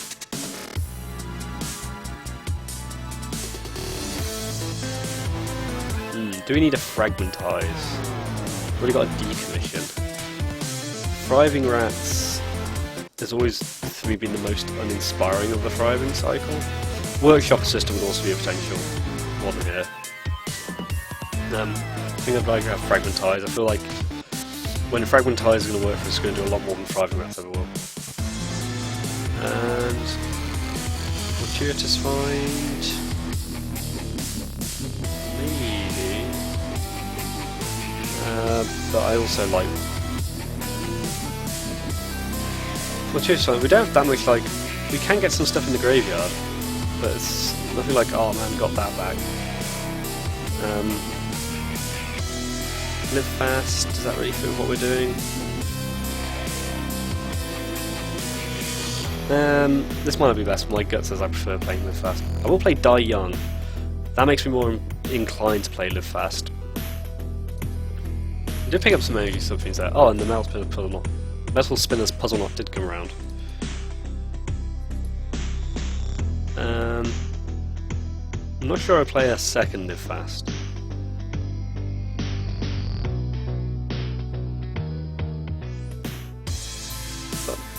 I can see more instances I can play Live Fast when Demolition Stomper and Inspired Charge. I will potentially play Dukara Scavenger. Night Market Lookout, who knows. This one doesn't feel amazing, but it certainly feels better than our last deck was. Because our last deck was miserable. So let's see.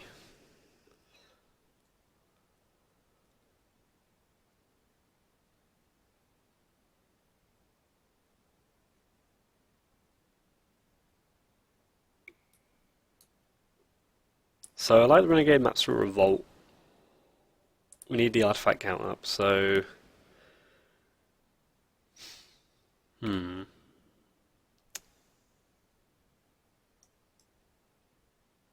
So I think Foundry Assembler,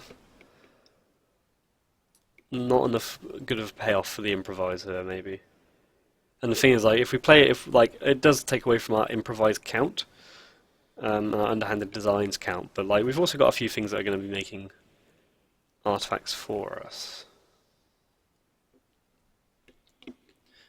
Like, our creatures are largely centered in the early phases of the game again.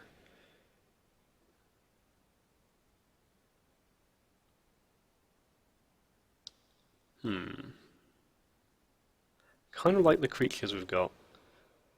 Dukara Scavenger. I mean, Fenhall, we've got 1, 2, 3, 4, 5, sort of 6.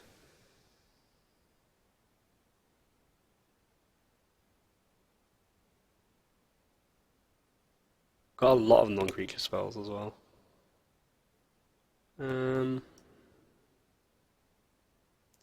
We've got a lot of evasion and pseudo-evasion, so I don't know how often we're going to get in combat, so maybe let's take out Rush of Vitality.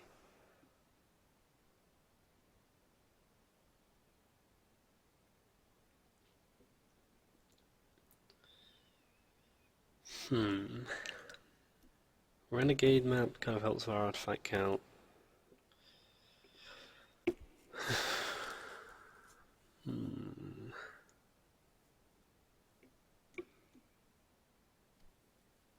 Need to find like 7 cuts.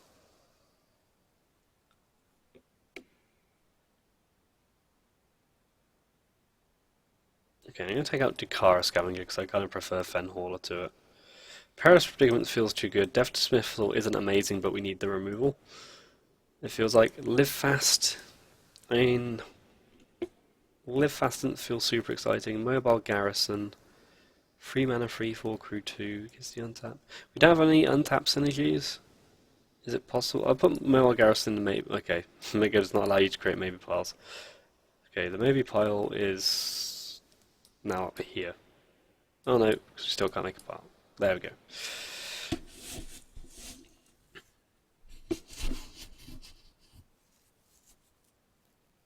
I think, yeah, underhanded designs can come back in if where we feel like there's a game where it's slow enough to work. Die Young feels like decent removal because we've actually got a bit of energy gain. Decommission. Could decommission go in the sideboard? I guess if we take out Mobile Garrison, we could take out Gear Shift Ace because it's just a 2 mana 2 on First Strike, which is solid, but we don't really have a way to boost it past that. We're also fairly light on creatures. See, the maps are tempting, but how many ways do we have to trigger Revolt? Yeah, we don't have that many Revolt cards, but we've got 1, 2, 3. We've got 3 Revolt cards, just the power of them could be quite big. We do have ways to trigger them. And I guess, yeah, maybe we'll take out the Renegade maps for now. Decommission can probably sit in the sideboard.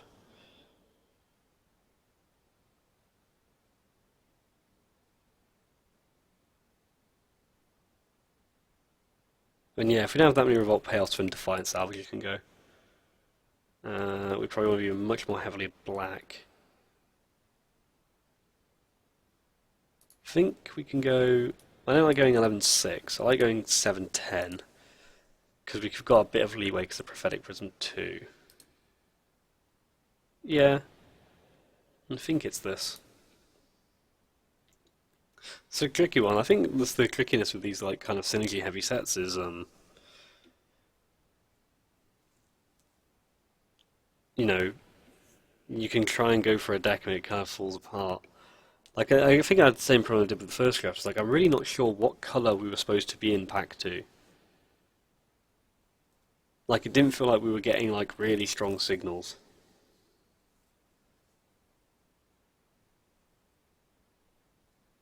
You're right, this deck does lack punch. But it's what we have. I mean, I don't know, maybe you guys saw something different in pack 2, but I just didn't. Like, maybe white wasn't the colour to be in, but I didn't see any other colour particularly screaming at me, like, go in this, go in this. And, like, even in pack 3, like, our black didn't feel like it was there that much either.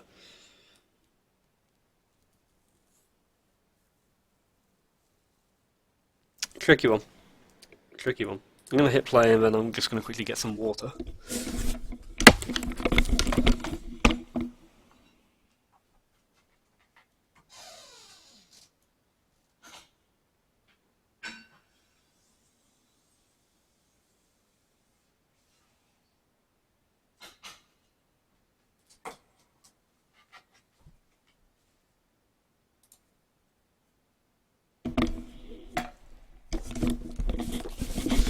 Good job, I'm very close to a sink. Yeah, the greed would be like trying to go off with like hidden stockpile and underhanded designs.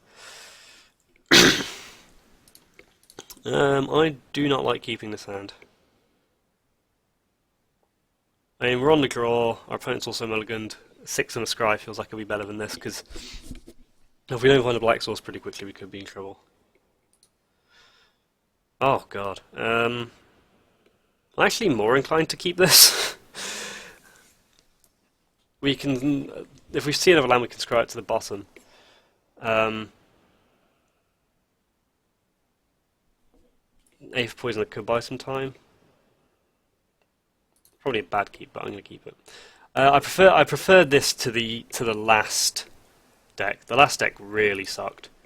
The only reason we were 3 colours is because in the last round, I pretty much thought our only way of winning was to remove literally everything they had. Like the other deck had the big problem that it was basically trying to be 3 decks in one, and didn't do any of them particularly effectively.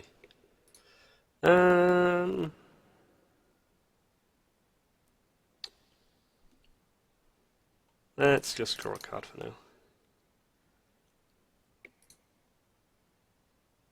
Got that one out of the way.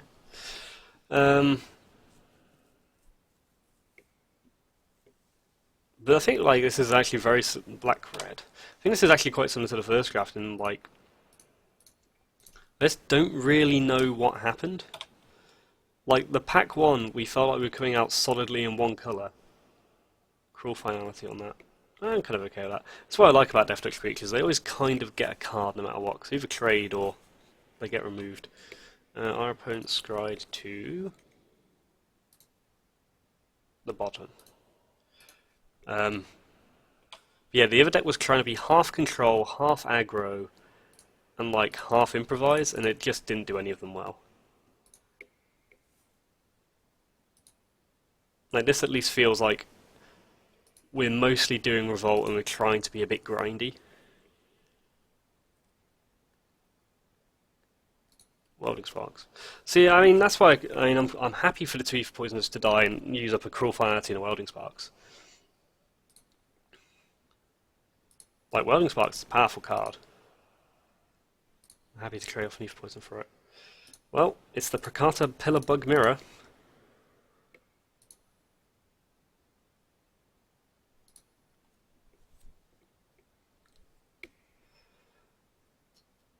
Yeah, we do like the payoffs. Okay. Maybe our Pillar Bug's getting sacrificed?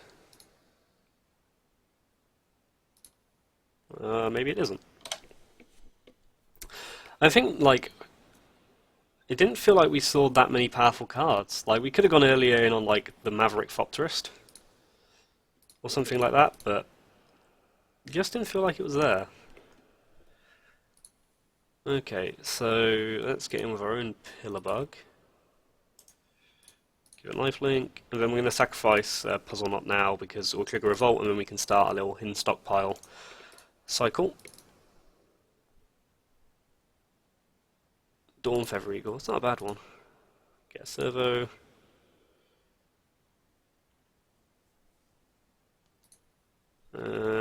I didn't do this in the last draft, and I really should have. It's a bad habit to fall out of. Which is, write down relevant cards your opponent has. Cruel, Finality, Wrangle, Welding, Sparks. Yeah, I mean, we could have gone green. Yeah, if I'd have noticed there was another predicament, I maybe would have picked it. Um, what I kind of felt with, like, I had this for the last draft, is like, I never was really staring at a deck, apart from like white in pack 3 of the first draft, where I was like, oh, this deck's wide open. I just kept seeing like bits and pieces of other decks.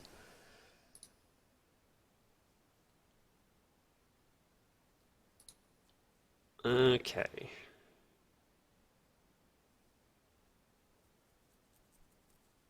So we could Dawn Feather Eagle now, we get an evasive threat out. Can't really deal with Sail back. But we could attack with a server they trade when we get our server and we can scry. Oh, I've hit send on that plenty of times before. You're just telling them what's in their own hand, or in their own deck. And we could attack, no, if we attack with Pillarbug, we give it to -2/-2, it's still a trade. Maybe we could put that for Dawn Feather Eagle another time. Let's go with this.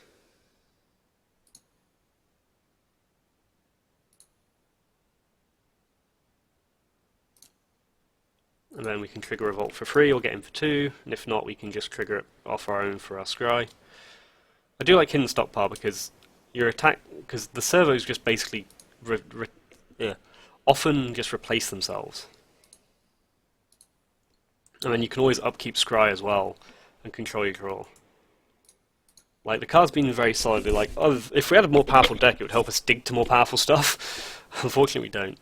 That's a Sly Requisitioner.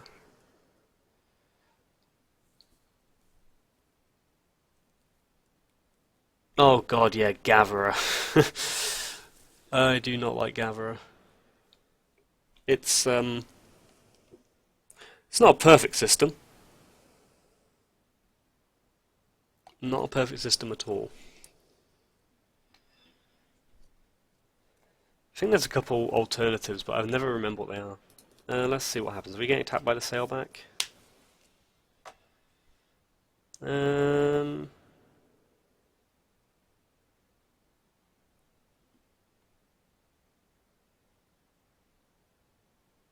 Yeah, I'll take it this time.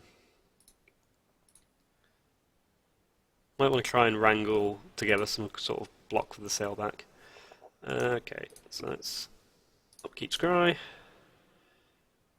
Eddy Trail Hawk. Do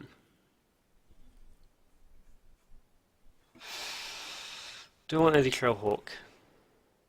The plan is to trade off the Sailback for Caterpillar Bug and a Cruel Finality.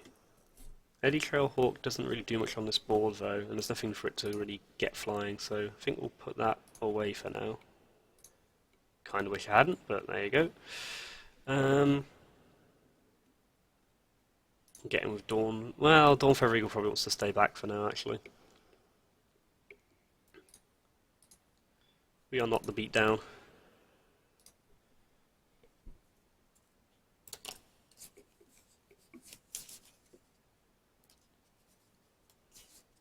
So yeah, our plan is Precata, Pillarbug and Cruel Finality here.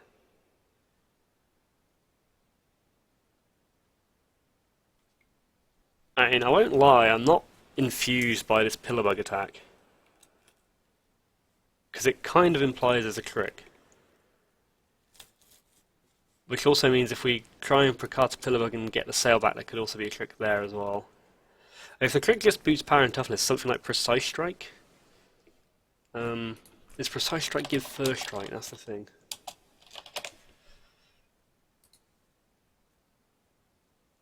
It does. I wonder if we're walking into something here. That's what I worry about. I guess we could maybe potentially take 5 off, because we could block Precata Pillarbug with the Dawn Feather Eagle and then serve on Sailback and see if they try and do anything with the Pillarbug. And if we do, we can probably get away with Cruel Finality in response. So this seems like the safest play. Give it lifelink. Okay. So they're going to get a server. They may also just be triggering Revolt, but I feel like we just can't take damage forever. An Ironclad Revolutionary puts on the battlefield, you sacrifice an artifact. If you do, put 2+1/+1 counters on it, and each opponent loses 2 lives. That'll be a 6/6. So I think actually, let's just do that in response. It's not ideal, but oh, Solemn Recruit, that's nice. We also lost our server there, so we can't trigger Hidden Stockpile.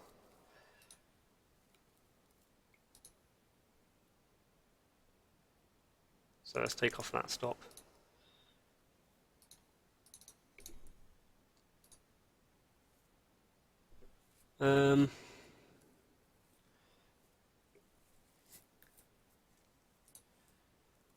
So we got some options. I mean, at the moment, we have the worst board, but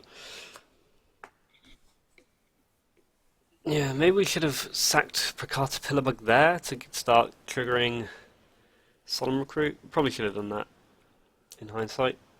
Ah well. If they attack with both, that's not great. Yeah, we should have sacked Prakata Pillarbug there. That was a problem. Okay, well, it's done. Lafnu Sailback's still a problem. I think... we can't take it because we're dead. I think we're going to double block the Ironclad Revolutionary, I'm afraid. Just because I think we need to get something off the board here. It leaves us with something behind. They probably killed Dawn Feather Eagle, and then maybe we can sack Prakata Pillarbug and start making this a big double striker. But yeah, that was a mistake. We should have sacked something on our turn.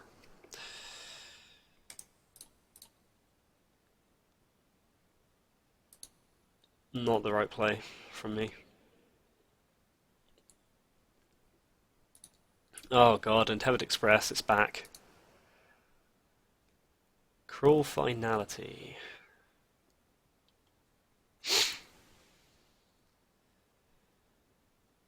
It's going to be a 5/5.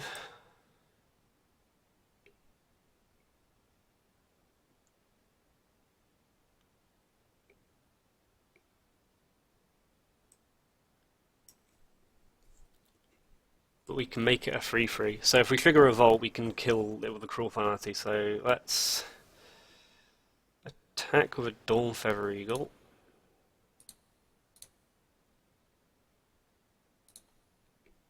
Yeah, so we sack this.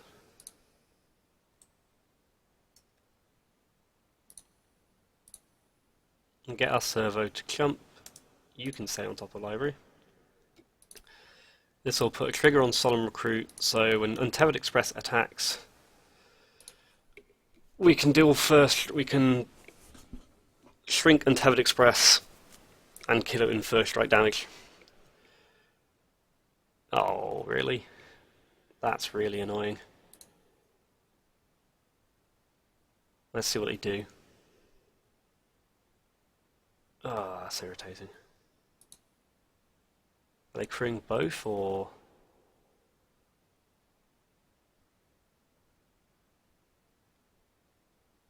Okay, so they're crewing both.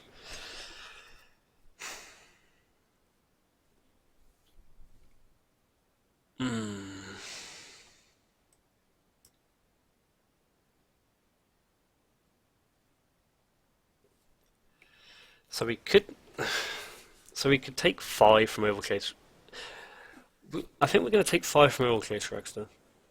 Because this way we kill Untethered Express, we kill Overchase Dragster. Solemn Recruit... Or do we take 5 from Untethered Express? We could take 5 from Untethered Express, kill Overchase Dragster in first strike combat. Sack the servo to make more jumpers, make this a 4/4, we'll have a Gifted Aetherborn to gain life. Yeah, I think that is unfortunately the plan. Does that work? So we do it like this, we have 2 creatures, we play Gifted Aetherborn, the servo gets replaced, they have 2 attackers.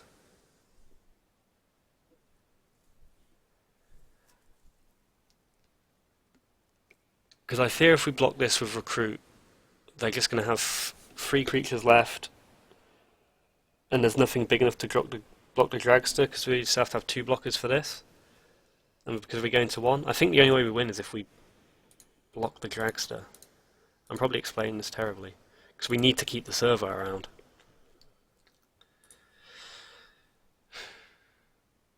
And then we can crawl finality something as well. Oh yeah, to get a servo off that. Yeah, because we can crawl finality something. Gifted Etherborn will gain us life.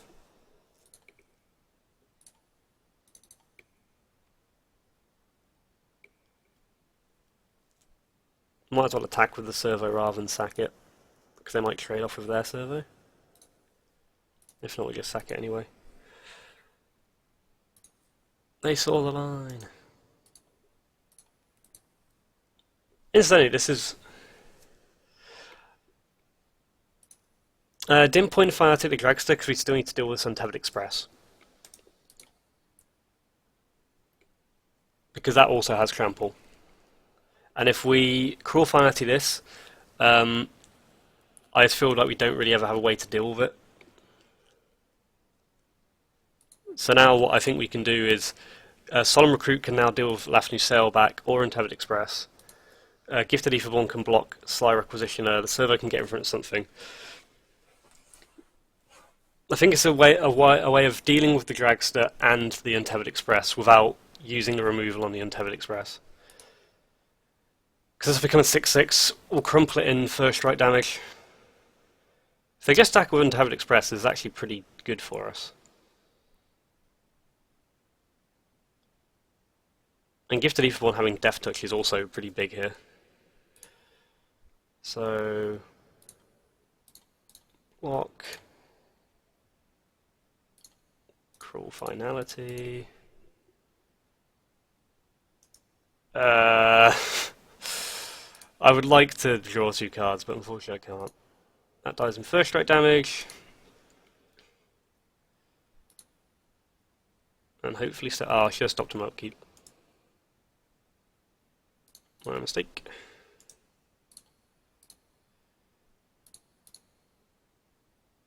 Get our servo value.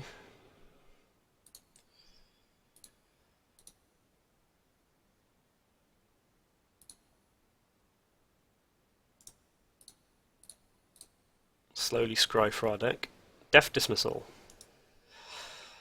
I do want to keep that because it's got more use than a random unknown at this point, I think.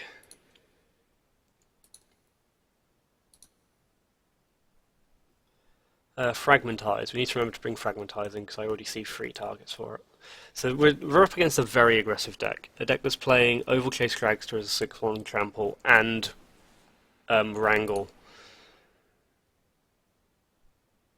Oh, we might just... oh no, we're not just dead. Gifted Etherborn is keeping us there with its lifelink.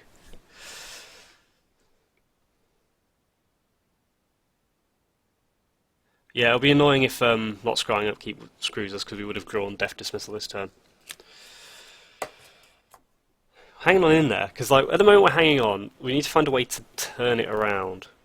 Like, hopefully we can eventually build a board state that Solemn Recruit can start attacking, because it's eventually going to get ridiculous proportions.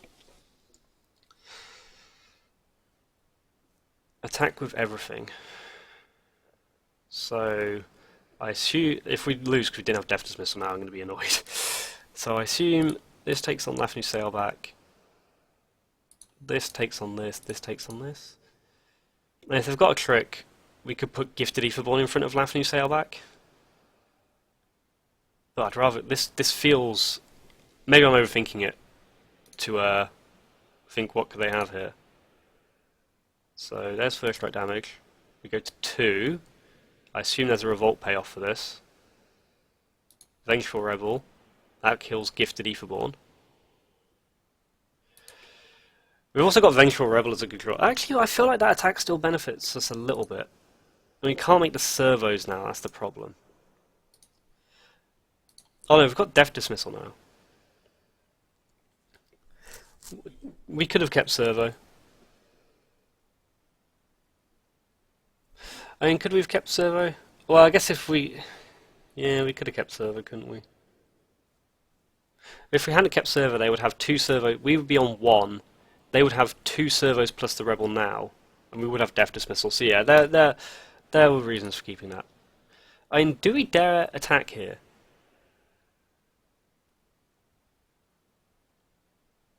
Because something with haste would get us. They're playing off the top of their deck. But if we attack, they take 10. And if they attack back, we wipe their board. Because my fear is now, with no sack outlet, we're just going to slowly lose if we don't draw stuff. So this may be ambitious and completely incorrect, but I'm going to go for the play that wins rather than loses.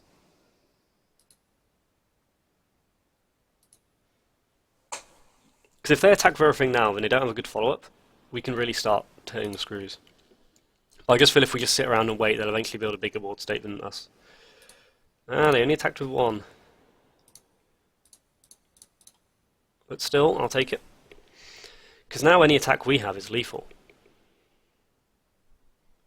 Which is, and I assume they don't have a way to deal with it, because otherwise if they had of, they wouldn't have attacked with the servo as well. So let's attack and see if they jump block. And then we've got Sly Requisitioner out as well. As now we've got a blocker for something with haste. Question is, do we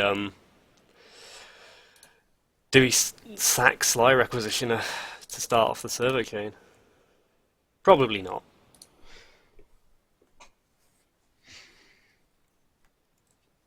Oh wow! Despite some suboptimal plays, we got through that one. Fragmentize and Decommission definitely come in, I think. I think Decommission in particular, because the Revolt, if we can trigger it, it's going to be pretty handy. Sly Requisitioners seem too slow, to me. I like Rush of Vitality, they're attacking a lot, and this allows us to do some profitable jumping, and the lifelink could be quite relevant. So I'm going to bring that in. What is going to be too slow in this kind of matchup? Eddie? No, I don't want to take out creatures because I've got so many. We're now down to 12 creatures, that is probably a bit of a problem. Alley Strangler, Die Young. Metal Spinner's Puzzle Knot, maybe?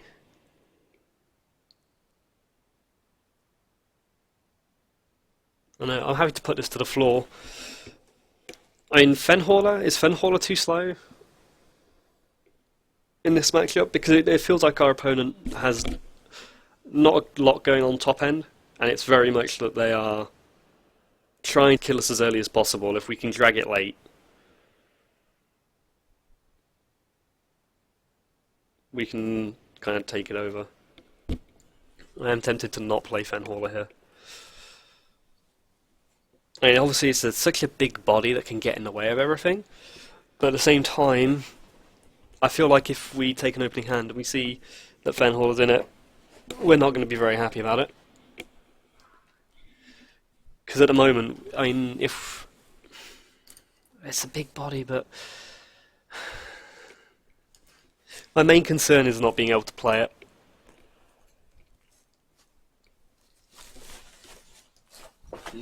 Early enough. I mean, other potential, like, I don't want to take out Eddy Trailhawk because that's one that doesn't feel great in this. But we can't really take out more creatures, can we? Cruel Fantasy seem good. Is it maybe Live Fast? Is there any sense in taking Live Fast out? Like, do we really want to be doing nothing on turn 3? But then if it goes late, it can help break it. But do we want to be... Like, I'm just wondering, like, if we have it in our hand, like, do we want to take a turn off and do nothing? Well, not do nothing, but, like, do we want to not affect the board state, lose 2 life? Yeah, I'm going to go with Live Fast. I'm going to take it out because Puzzle Knot comes down earlier, costs us less life, and counts towards the artifact count, as well as being probably one of our easier ways to trigger Revolt. This hand is okay.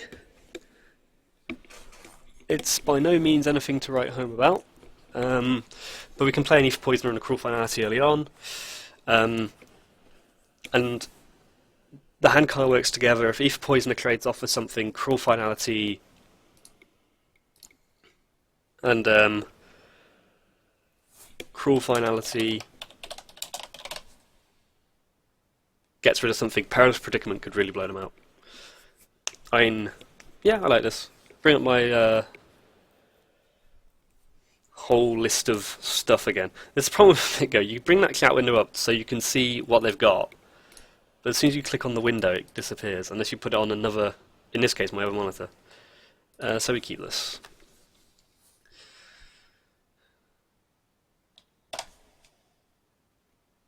Okay, planes. We now have the mana for that Perilous Predicament, but I would quite like to see some board state affecting cards for now. Aether Chaser. Well, that makes Aether Poison look a bit silly, doesn't it? That's what Cruel Finality's for. Osprey's not a terrible draw. So, I do wonder how differently that game would have gone if I hadn't like burnt a Cruel Finality and a Welding Sparks really early. Okay, so they all make an Aether Chaser. Servos also make Aether Poison look a little bit silly. Ooh. I was going to Cruel Finality, but I do like playing out Gifted Aetherborn here, because it feels like it kind of shuts things down a bit. So let's get that out. Also of note, our opponent missed their third land drop, and is off black at the moment. So I like, if Gifted Aetherborn can shut things down, I'm quite happy with that. Okay, Wrangle. I know, this is why I was like really want to go super defensive, because our opponent is playing Wrangles and playing them early. I'm not going to trade off because Poison can do better, and we can recoup some of this life with Gifted Aetherborn. Our opponent is like playing these Wrangles early. They could have plenty of them. I think one thing we might have to watch out for is Wrangle on Solemn Recruit, because that could be pretty nasty. I'm going to get in with the Aetherborn here. Again, they seem to be stuck on lands, and Prakata Pillarbug is basically going to do the same thing without the Death Touch, but it's going to sit there, absorb something, and lifelink. Next turn, we have the possibility of Perilous Predicamenting them. That would just wipe their board, and we could kind of go in for the kill. Like they're clearly struggling on lands. I mean, obviously we're not getting a great deal from this. Like we're getting an Aether Chaser and a Servo. Part of me wonders if we finality the Aether Chaser and attack with our two things and then play Eddy Trailhawk. Because I feel like Perilous Predicament we could potentially get better value out of. So I'm actually going to do that. Maybe this is greedy to try and save the Perilous Predicament for later. Aether Poisoner, I mean, it just feels silly when they've got a Servo out. But I feel like Predicament, like if they try and like stabilize with a big 4-mana play that isn't an artifact, I feel like the Predicament could be quite good. I mean, it's probably greedy. And then we'll play the Eddy Trailhawk, which can actually let the Aether Poisoner get in and make some servos for us maybe. So maybe we didn't need to bottom that one, but who knows. But I feel like we're in a decent spot. Eddy Trailhawk is 1 to pay? Yeah. So we've got a few flying visits we can pay.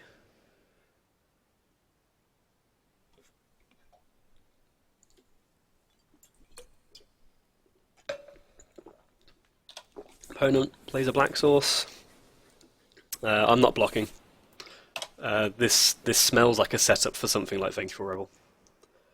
Aether Poisoner.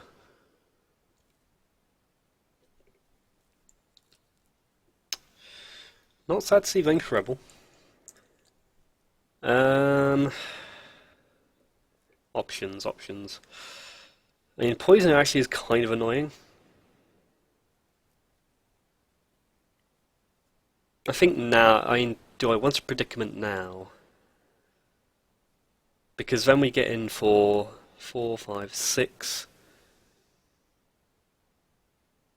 Yeah, I think we want a Predicament now. Because this also makes it really hard for them to set up Revolt. And then next turn, if they put our blocker, then we can start attacking with Aether Poisoner and having Vengeful Rebel back up, which will take down anything with 4 toughness.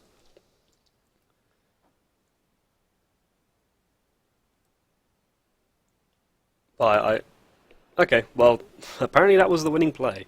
Um, if possible, playing just Osprey looks better there, but I guess our opponent was too far behind. Okay, so much like draft one, we had a very weird draft where we didn't really know what we were doing, and we've kind of got a deck that does some things, um, and we've won the first game. Yeah, I mean, I wasn't expecting the opponent to concede there, but it's possible maybe they were just like something in their hand just tells them they can't get through it. A B C D 1 2 3 4 5. I feel like if you're going for your username, you should at least go A B C D E.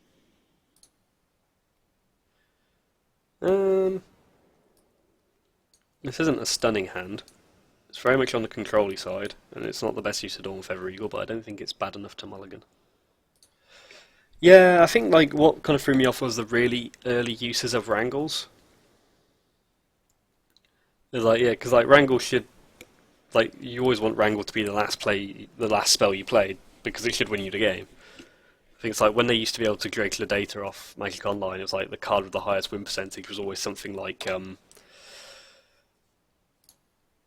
it was always something like should have played white there for Solemn Recruit. It was always stuff like Active Treason because like whenever people cast that card, it was the thing that won the game the most.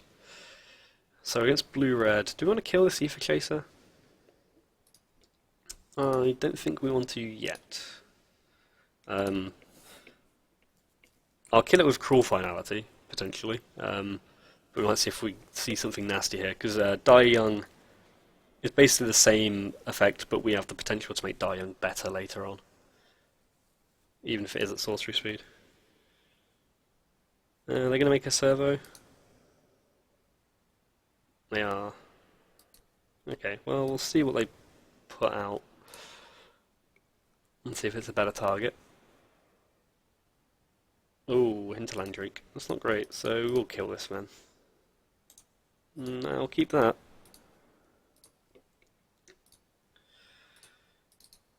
Get Solemn.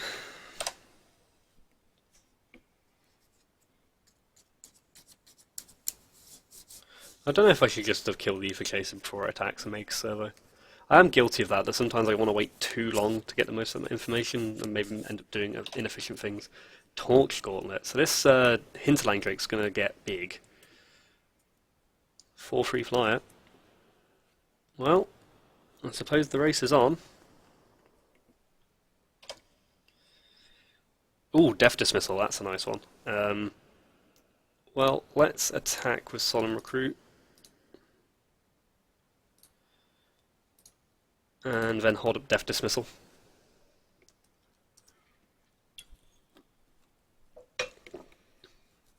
Possibly we could have played Dawn Feather Eagle there and get in for more.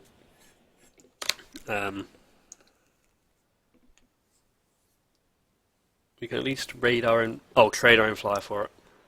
Yeah, I'm going to try and dismissal it instead.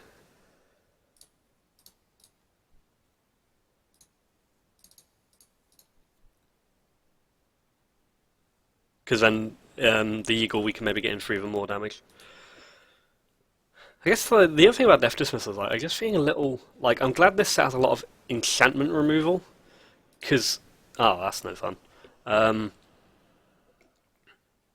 Because with stuff like Aether Sweeper, we can deal with that. With stuff like Revolt, like killing stuff even feels a little bit like, ooh. I guess now we play the Eagle. ISO is not fantastic, but having seen, like, I'm not saying I'm ever going to kill Torch Gauntlet, but like having seen a few artifacts, blue-red is an artifact-themed pair, and seeing ISO, it looks like this might be another one for Decommission and Fragmentize. I think the Sly requisitions are going to come out again. The more I think about them, we just can't take advantage of them.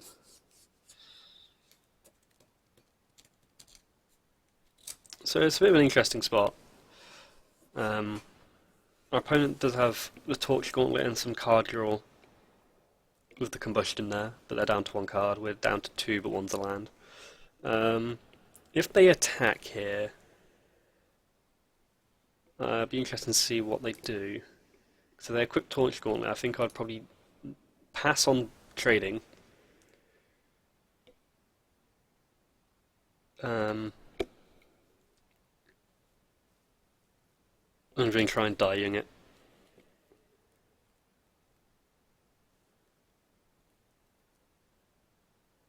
Yeah, that ISO, it feels like Fragmentize certainly feels like it's got potential here, as does Decommission if we see more stuff. It's kind of an aggressive blue-red deck. Some servo synergies. Are they going to make a servo? Yes. So it seems, one thing I'm kind of intuiting here is that they keep using the energy to make servos, is that they either have some sort of servo synergy with like Improvise or something, or they just have other good uses for energy. Oh, Maverick Phopterist, that's a little nasty.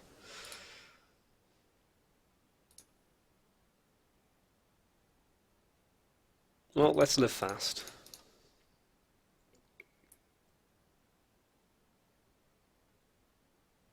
Well, we can't trigger Hidden Stockpile this turn, so let's die young this.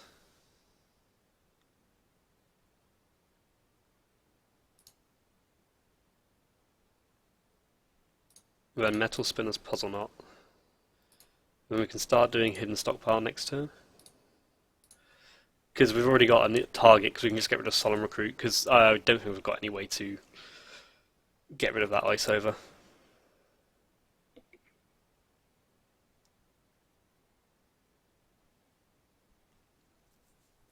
And the problem is, we're down to 6. They could just, in theory, attack with everything here. We take 4. We trade off Phopterist. Oh, actually, they got Torch Gauntlet as well. That actually puts us in a nasty spot. Kind of wish I'd taken that Make Obsolete at some point. But it feels like, again, we're against an aggressive deck. Yeah, so Torch Gauntlet goes on something. 2, 3, 4, 5. We're in trouble. Because we've got to trade off the Dawn Feather here, really. Ugh. Okay, Siege Modification. Fragmentize definitely comes in. Okay, so aggressive. Aggressive. So, much like last time, slow acquisition feels like it's going to be too slow.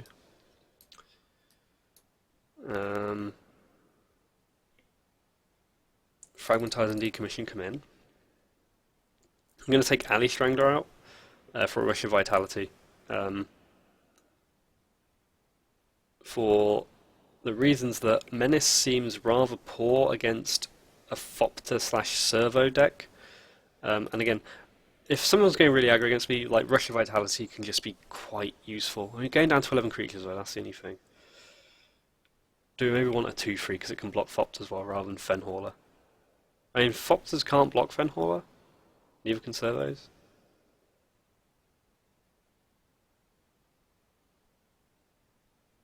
Am I sacrificing? I'm going to take out Live Fast and put the Ice Strangler back in. Feels like we may be sacrificing too much in the early game.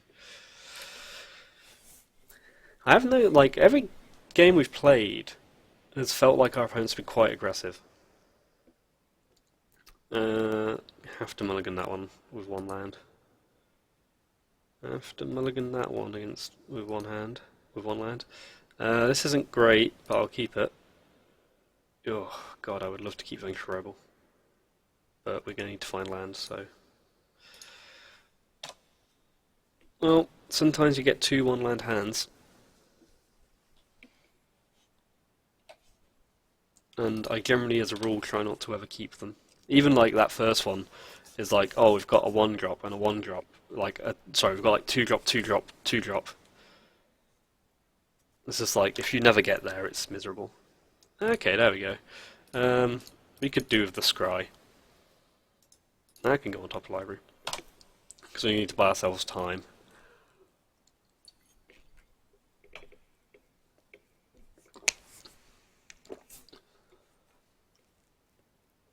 Yeah, Maverick Phopterist is pretty nasty.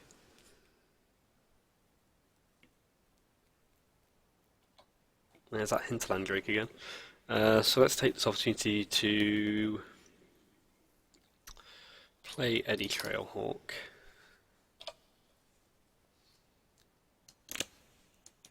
But yeah, format like a lot of our opponents seem to be on very aggressive slants,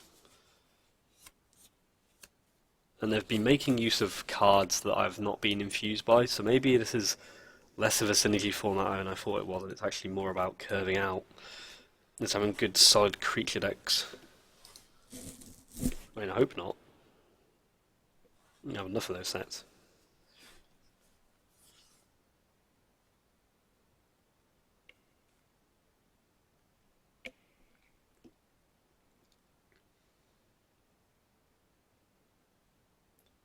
But yeah, it does feel like one thing I may be undervaluing is this Aether cycle, because a lot of them have seemed fairly unexciting to me, but I've actually seen them be decent now. Eager Construct. This is definitely a very heavy aggro deck.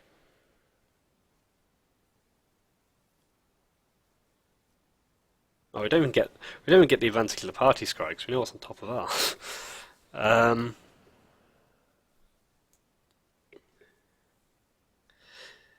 Yeah, I mean, I had decent success with Kaladesh Draft, with a variety of things. Um, is it still there? Oh no, it isn't. Did I shuffle or something? Oh no, that's since gone. Oh, I'd love to keep Solemn Recruit. I would love to keep Solemn Recruit, but if we draw it, then we've got to draw another white source.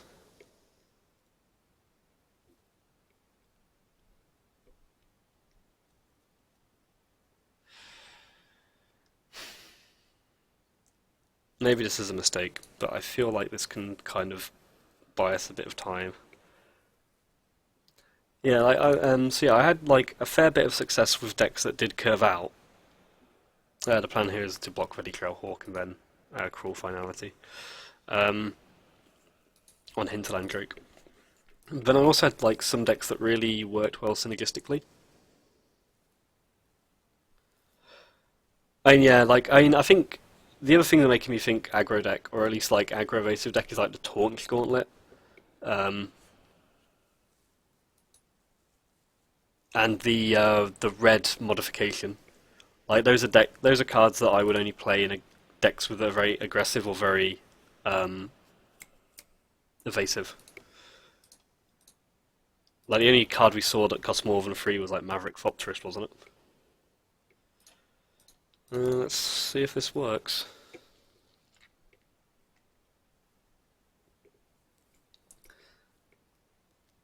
But yeah, it's possible I'm underestimating some cards, and that's why I'm getting lost in draft. Do you want that?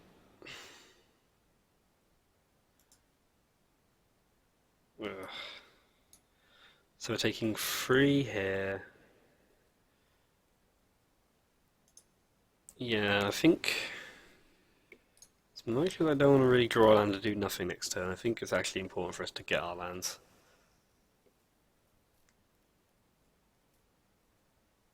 But yeah, maybe the format needs a bit more figuring out from my side. And it's also tricky because I actually didn't draft Kaladesh online that much. I mainly drafted it at my store. Oh man, Longfin Sky Whale. Well, we definitely need to get to that Dawn Feather Eagle. And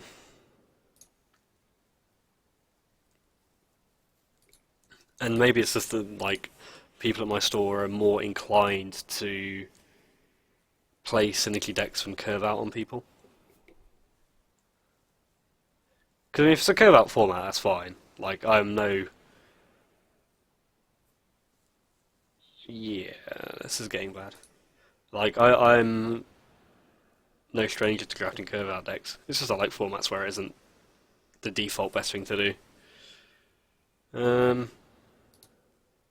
But I feel like we've just drafted a lot of decks where, so far the 2 decks we've drafted have been a bit do nothing.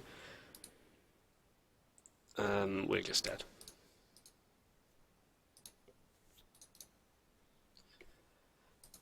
At least with leagues you can find another match really quickly. But yeah, I'm excited to get into this format a bit more. It could just be that I've been drafting these decks wrong or something. And it's also like I don't want to read too much into draft number 1 and 2. Like I'll be drafting in tomorrow at my store. Probably draft a bit more of this format online. And then, you know, you'll see what comes out from the Pro Tour and stuff like that. This isn't the greatest hand, but I'm going to keep it. Yeah, I think Kaladesh was just a tricky one to figure out. Because sometimes you would draft a curve out deck, and then you'd just get like absolutely destroyed by something that just like worked on a completely different like plane you were thinking to. Oh god, a Heart of Kiran. Solemn Recruit's not a bad one though. Like I had a draft at my store. I'm gonna make a server here, I think. I had a draft at my store where I still to this day I think is the most absurd draft deck I've ever had, which was an Aetherworks Marvel deck. I just picked it, pack one, pick one, and just built around it, and like was just playing like the Woodweaver's Puzzle Knot and just going off, and it was felt like the most powerful draft deck I've put in something that isn't unpowered. I think Heart of Kiran probably is weak from Renegade Freighter. Like honestly, like I feel like the vehicles make curve out decks so much better in this format. I think if vehicles weren't like, I think they changed the dynamics so much. Like just like the idea of facing up against Renegade Express or Untethered Express, whatever it is, it's just terrifying to me. They can now crew the Heart of Kiran, which is unfortunate. Like that card's just terrifying on like almost any board. So they're crewing. So they're getting for 4. We do get to get in for a fair amount on the crackbacks. Oh, Gear Shift Ace is good because that's going to prevent them attacking us back too much. But I feel like we want to attack because it's going to be hard for them to like keep up a defense with that Heart of Kiran out. I mean, we could get like super greedy and try and live fast into a land number 5. Yeah, it's very hard to leverage the Heart of Kiran. Vigilance Unlimited, I agree. I would still play it. I'd still be thrilled to open it, because I mean, I play a lot on the beta server before the sets come out, and I've been playing Constructed, and Heart of Kiran is like, God, like you play it out, you do something like, what I was doing, like I was testing green white tokens, is like you plus Nissa, crew Heart of Kiran to attack, either with Nissa or not, but I think it's like the weird thing where like Smuggler's Copter, Renegade Rallier, someone's playing a constructed deck here in a moment. It felt, whereas like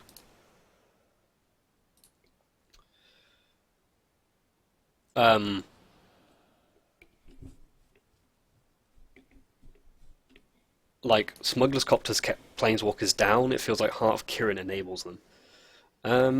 Because we've got the Solemn Recruit out, and that we can make use of the Revolt trigger, I actually kind of like attacking with a servo here.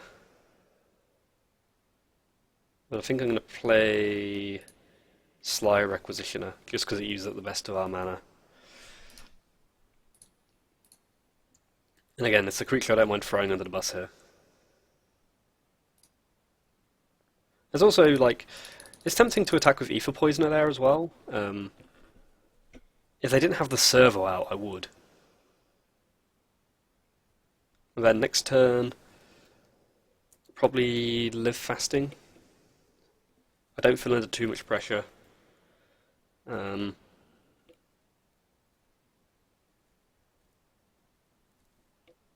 And Gifted Aetherborn isn't, like, if they're just not attacking, Gifted Aetherborn isn't doing too much here. Although, actually, attacking with Gifted Aetherborn is not a bad one, because, like, the Death Touch means it's quite hard for them to do anything with. No, they didn't do anything. I'm actually thinking it might be worth trading Poisoner. I'm going to attack with Sly Requisitioner as well, because it doesn't do much here. So I'm going to try and incentivize them to do some... Actually, no, there's no point attacking with all of them, because if they wait to deal with all 3, we only trigger Revolt once. So...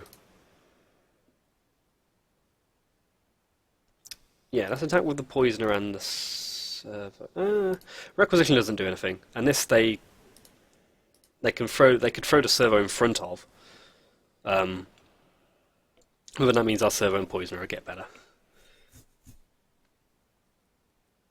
And I think as it stands, probably was going to play Lefast, but I actually like playing Prakarta Pillarbug and Gifted Aetherborn because Aetherborn's just a 2/3 Death Touch lifelink.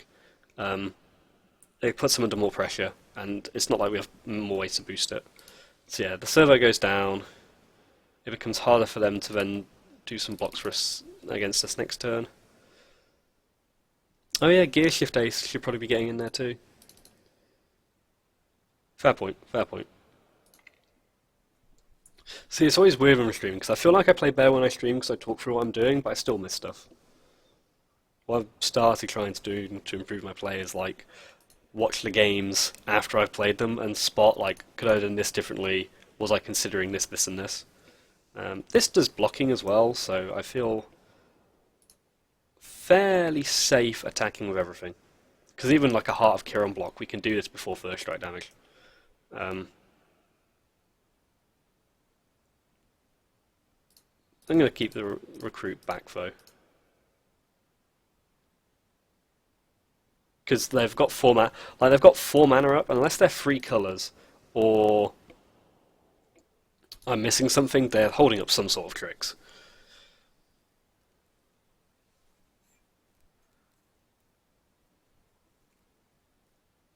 Yeah, like they're either mana screwed, or they've got like a whole bunch of stuff that just doesn't work here. Like it's all combat tricks, or it's all like pump spells.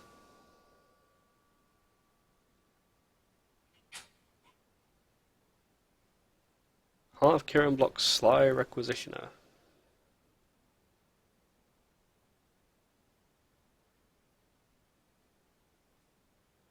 And I guess we try and kill Heart of Kiran here. And they're still taking 2, 4, 5, 6. So I feel like then we can do one here as well.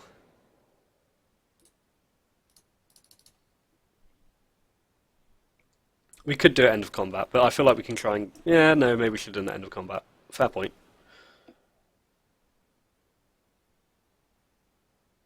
I have to admit, I'm guilty of forgetting the end of combat deal damage a lot more than I should.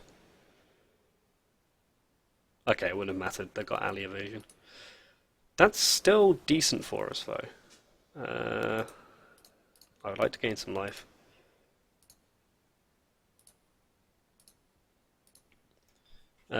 I think the main thing I'm worried about here is Fumigate. Okay, so green, white, aggro, / revolt. So alley evasion indicates revolt. Kind of happy with what we've got, except I grow weary of Sly Requisitioner. And this is maybe not necessary, but I'm just going to try a few different things.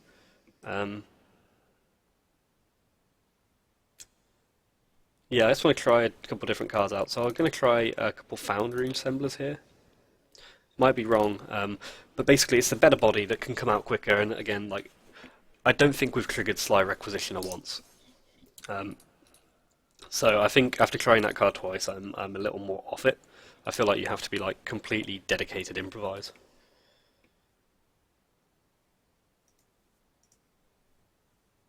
This seems like a fairly decent hand. It's a little on the clunky side, but it's powerful, and I'm, yeah, feeling pretty good about it.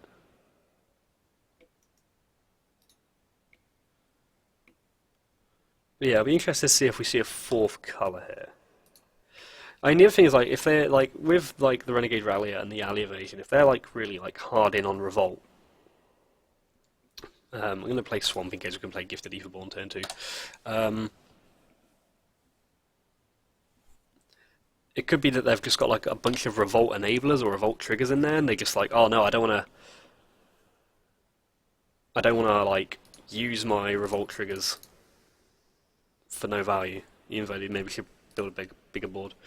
Druid of the Cowl is a bit annoying because it lets them get ahead a bit. Iron Shred Crusher. Crew 366. Not a fan.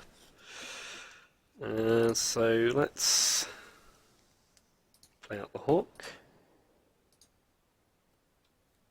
Again, I'm not trying to say that they are the Revolt deck. I'm just trying to think of what possibilities they've got based on what they've shown. Like Alley Evasion is a card that goes well in a Revolt deck. I'm just trying to hypothesize on what it is, because the only things I can think of is they either had like a bunch of like weird situational cards, or they have a third colour we haven't seen, or they're trying to do something that they didn't want to do on their turn or needed to get a trigger for. Because I have to admit, I'm quite confused what else they could be doing. Gearshift Ace. Well, that makes Iron Shred Crusher a bit better. Narnam Cobra. So this also seems like a load to the ground deck. So we're going to take 6.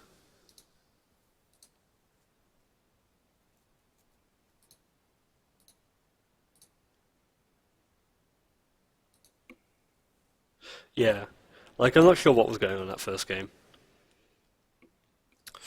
Okay, so they can get in for 6 every turn.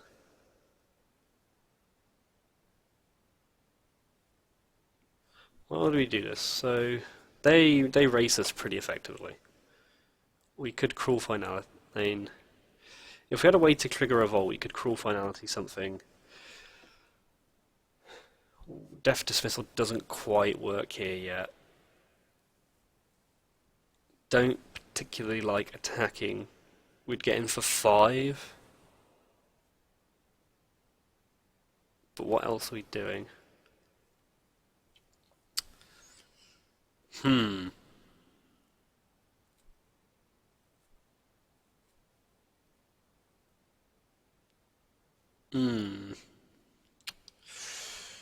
Not a fan of our options here. Well, I think I'm going to attack. Just with the Eddy Trailhawk. I mean, I could try and use Death Dismissal to kill all their guys, but likely they're using most of them to crew. And because Gearshift Ace, they're probably using this to give First Strike, they're not going to attack with Narnam and Druid of the Cowl into this, most likely. Because they have to be blocking or attacking for us to use Death Dismissal. So it relies on them setting us up for it. And if they set us up for it, by all means I'm going to go for it. But we are relying on them putting themselves in that position. Because they need to use at least 2 of these things to crew at the moment.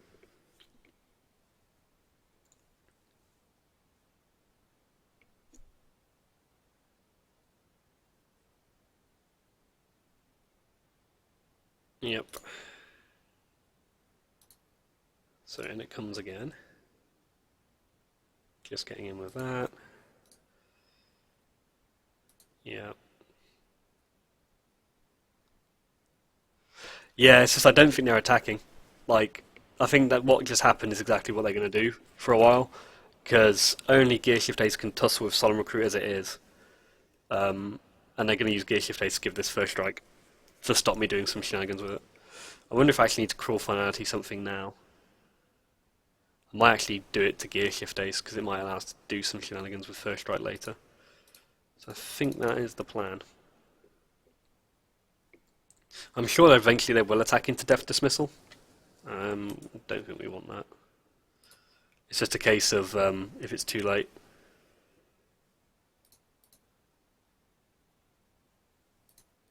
Gonna make a servo? Probably. Live Fast is inopportune.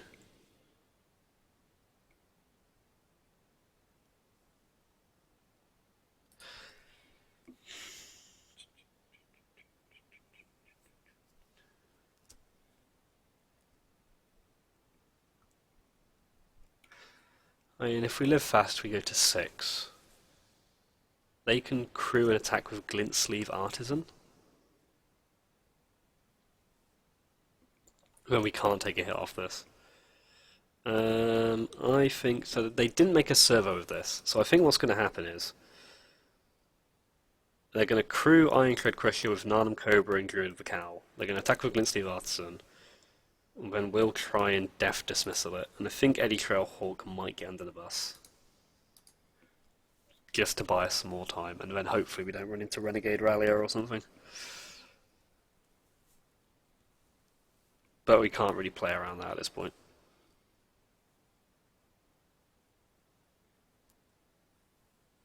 Yep. Yep, there comes the Glint Sleeve, so let's Death Dismissal that. See what they do before blocks, because we might need to do some other shenanigans, who knows.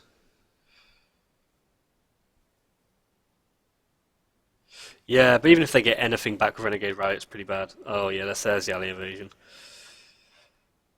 Although, does that still doesn't work, right? Because it's taken 3 damage. Now we block with Solemn Recruit and it dies during first strike?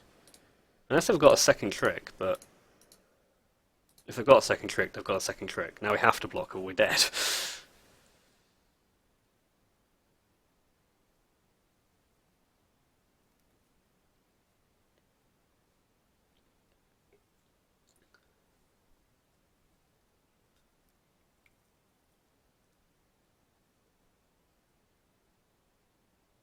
Okay, they've got a second trick. So, I mean, we had to block, otherwise we would have died on the spot. But now we're pretty screwed.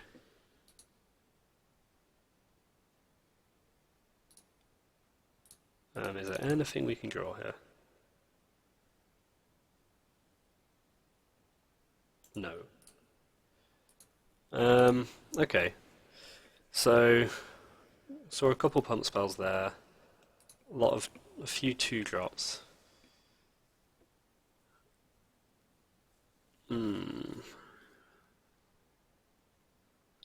Fragmentize saw a couple different targets there. Well, what have we seen for Fragmentize? We've seen Heart of Kiran. We've seen the vehicle, and we've seen Narnum Cobra. Bring this in. Liking Live Fast, Less and Less. Rush of Vitality is a potential one. I mean, Fragmentize can kill the Crusher too. And it has been true, we've struggled with big stuff, particularly vehicles. I mean, Artifact or Enchantment from this. So yeah, let's try Decommission instead. Anything else that seems particularly poor? Eddy Trailhawk, maybe? For a Rush of Vitality, maybe?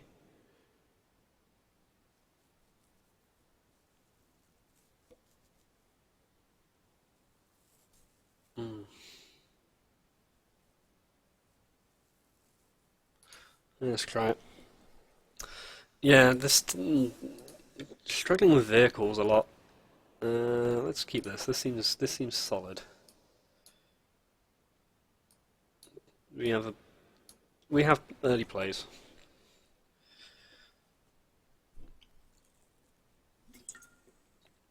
I think the one thing to be thankful for is again, I'm just going to play this in case we draw Gifted Aetherborn. We haven't seen anything with Trample, so Aether Poisoner could prove pretty handy here. Okay, there's an implement. I'll play Gearshift Ace out first though.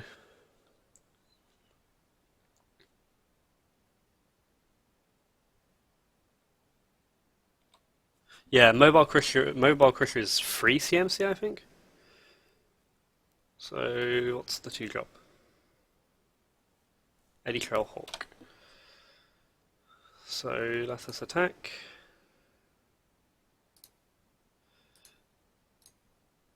This is an argument to be said. Do you Cruel Finality Eddy Trailhawk here? Because you could put an implement counter on it. It's a 2/3 flyer that can make stuff bigger. You don't have great answers to. And we could. The stockpile thing is like we don't actually have a way to get. Yeah, the poison with stockpile is just we need something to trade it into. Could play stockpile now, actually. Well, I do want to use all my mana, that's the thing. Because we could play Osprey this turn, or Finality this turn, and then go stockpile Poisoner on turn 4. The question is, like, is Cruel Finality here, like, is it too early to use that, considering other targets we've seen? It could get too big, and maybe the Scry will smooth things out, because we could play that out the Osprey and do the counter, and it's useless anyway. Land number 5. I don't think we want land number 5 just yet. And then next turn, Poisoner stockpile.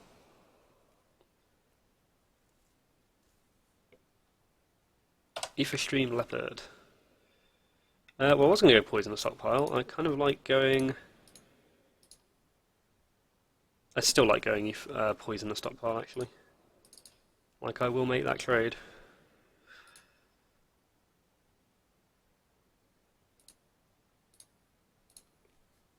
Because Aether Leopard can be quite painful.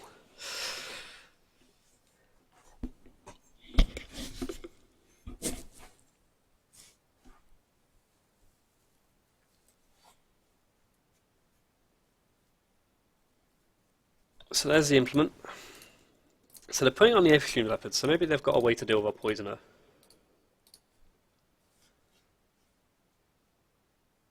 We'll see what they're doing. Maybe they just wanted to draw the card. Renegade Rallier, so yeah. Renegade Rallier into with implements is quite handy. Are they getting back Eddy Trailhawk? They are. So I guess the plan is they're going to make Aether Leopard fly. Dawn Feather Eagle. I mean, I don't like the idea of a 3/4 flyer either. Poisoner seems better on defense here. So I think I want to play Girapur Osprey now, because basically what I want to do is, if they're going to try, if their plan is Eddy Trailhawk Aether Leopard into the sky, let's block the Eddy Trailhawk and stop and kind of shut that down. Or at least disincentivize them to do it. And then, I guess we could have attacked with for Poisoner. I still kind of like leaving it back. So they're going to go for it. I mean, there's a chance we're walking into a trick. I mean, we could do the Poisoner thing. I also think the thing I worry about with Poisoner is they might just do nothing. They might just take it because it's only 1 damage.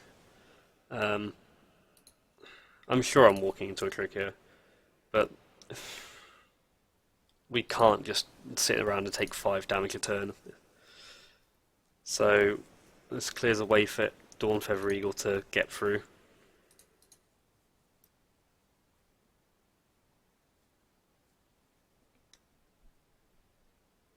There's a Narnum Cobra. Well, there's Dawn Feather Eagle providing a way through.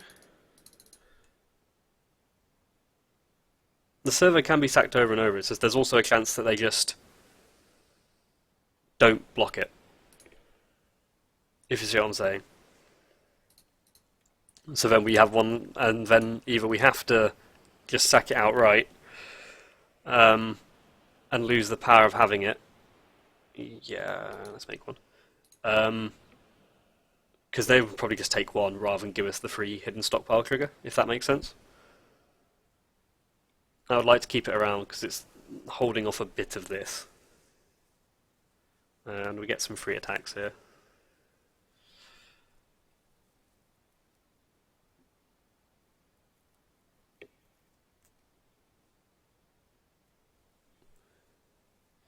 I guess, oh wait, I see what you're saying now. We could have attacked with it, paid the 2 energy and got a servo. Yeah, I see. Sorry, I thought you were saying we attacked with Aether Poisoner thinking they'll trade and get the servo, but now I realise we could have paid the energy and got the servo. Yeah, that would have been better. That would have been better.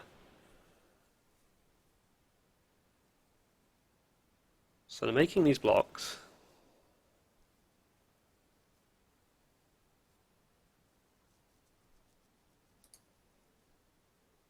So this leaves them with just... Have they got another trick built to last, maybe? Oh, another alley evasion, god. Well, that was unfortunate.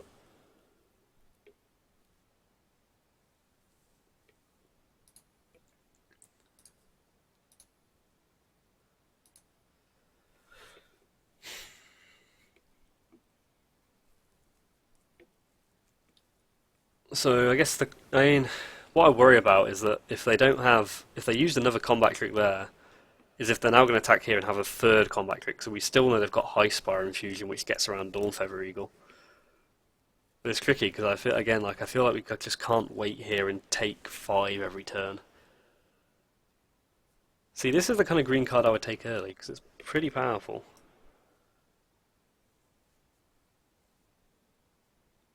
But yeah, I think this deck has some issues.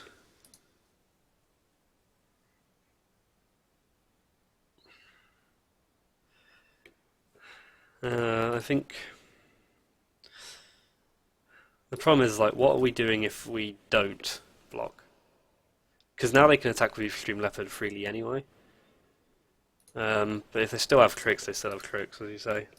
We've got to take it, and if they've got High Spire Infusion, then well, damn. Because this is the thing, this can just now attack freely. Oh, there's a Mobile Garrison. Could have upkeep Scribe there. Foundry Assembler's not bad.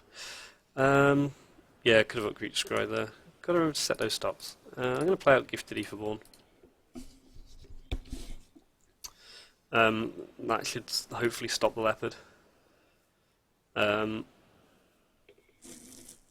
But I need to keep... I think I might keep Dawn Feather Eagle back, maybe. No, because it's kind of crit. We could do Dawn Feather and Servo for a... for the Leopard. Gifted Aetherborn for the Crusher.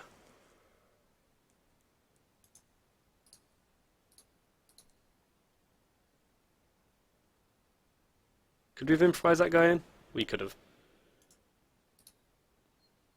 We could have. I'm going to put a lot of this down to not being used to the set yet.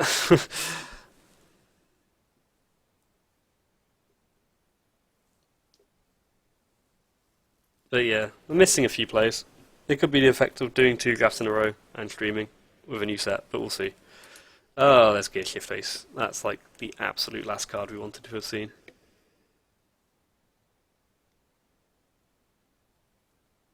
Oh. I guess the upside is we can kind of continually block... Well, we can block with servers for a while, but...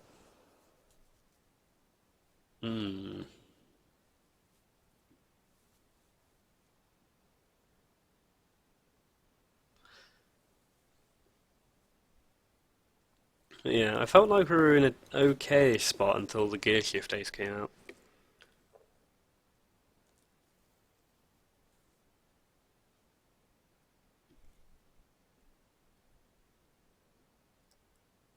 Yeah, I'm going to put it on streaming. I will happily apportion blame elsewhere.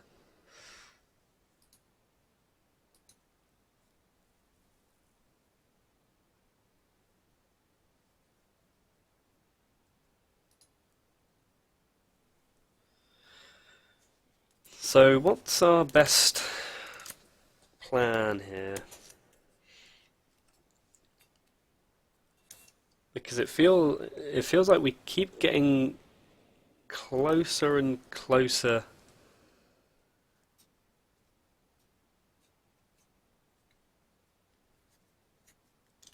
to stabilizing when they take it away a bit. I mean, we have servos for a while. I think the important thing to remember is hidden stockpile only triggers on our turn. So we can chump, then that servo's gone.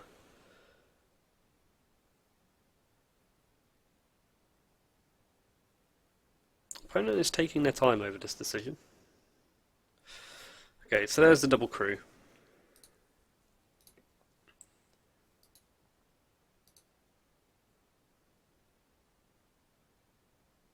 Yeah, this is kind of what I feared. So they're actually attacking for a lot.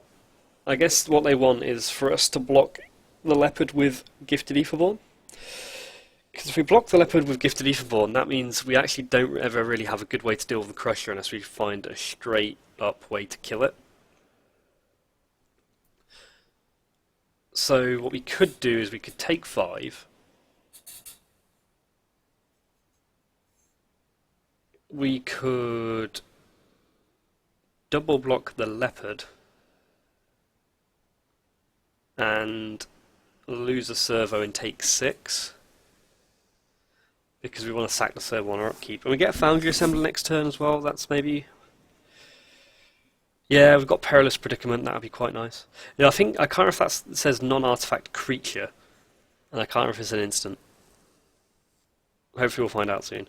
But we need to keep a servo around, so I think I'm going to try and double block Aether Stream Leopard with an Eagle and a servo, take 6. Because I want to keep the Gifted Aetherborn around if we find a way to kill this to trade off with this.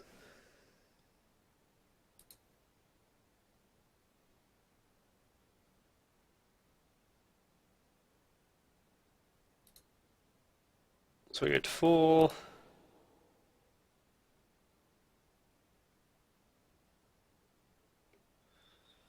Okay. Upkeep. Servo under bus. Oh wait, we know what's on top of our deck, it's Death Dismissal. Forgot what we had already scryed. Predicament's an instant. So I guess the question is... we're going to have a servo for Ironclad Crusher. Do we still want to draw Death Dismissal? Because say they play a creature, crew it with the Ace and attack with Renegade Rallier, we can then kill Rallier.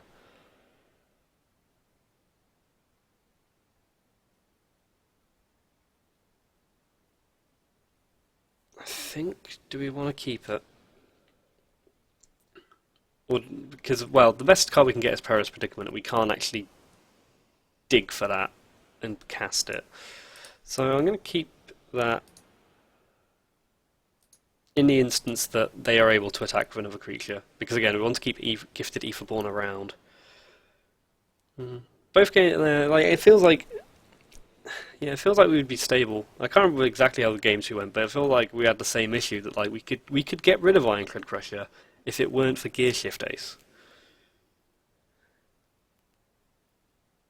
Yeah, that's what I'm saying, is like, if they have another creature, if they draw another creature and play it, and then they can attack with things, most likely Renegade Rallier, I just want to have a way to deal with that.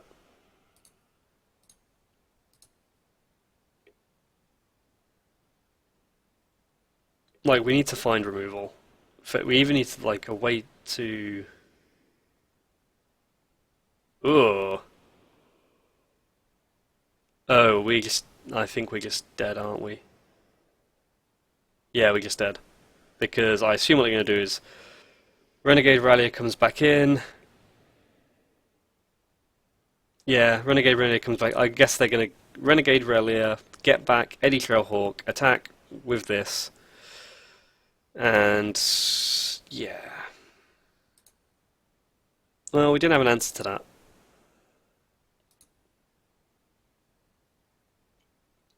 Didn't have an answer to that.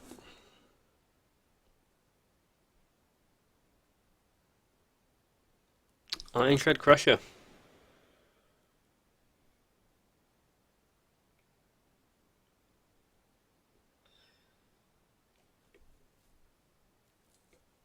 Oh man, the Reaver Stream Leopard. See, these are like, this is the kind of deck I'd want to be playing. Yeah, maybe we could have played that a bit better in places, but maybe need to go back and review the drafts. Because there are drafts I've had where I've looked at it afterwards and been like, oh right, like, I missed that this colour was open. But it just felt like in this one I was just like,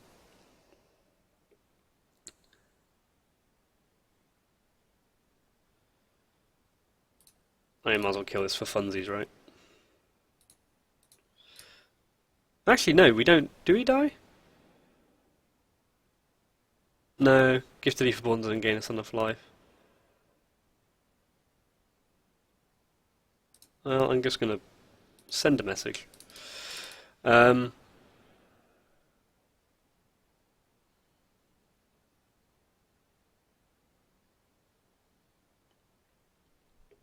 but yeah, it felt like I still can't think in the graph that like, oh, I realised too late that X was open. So again, I just don't know if that's for like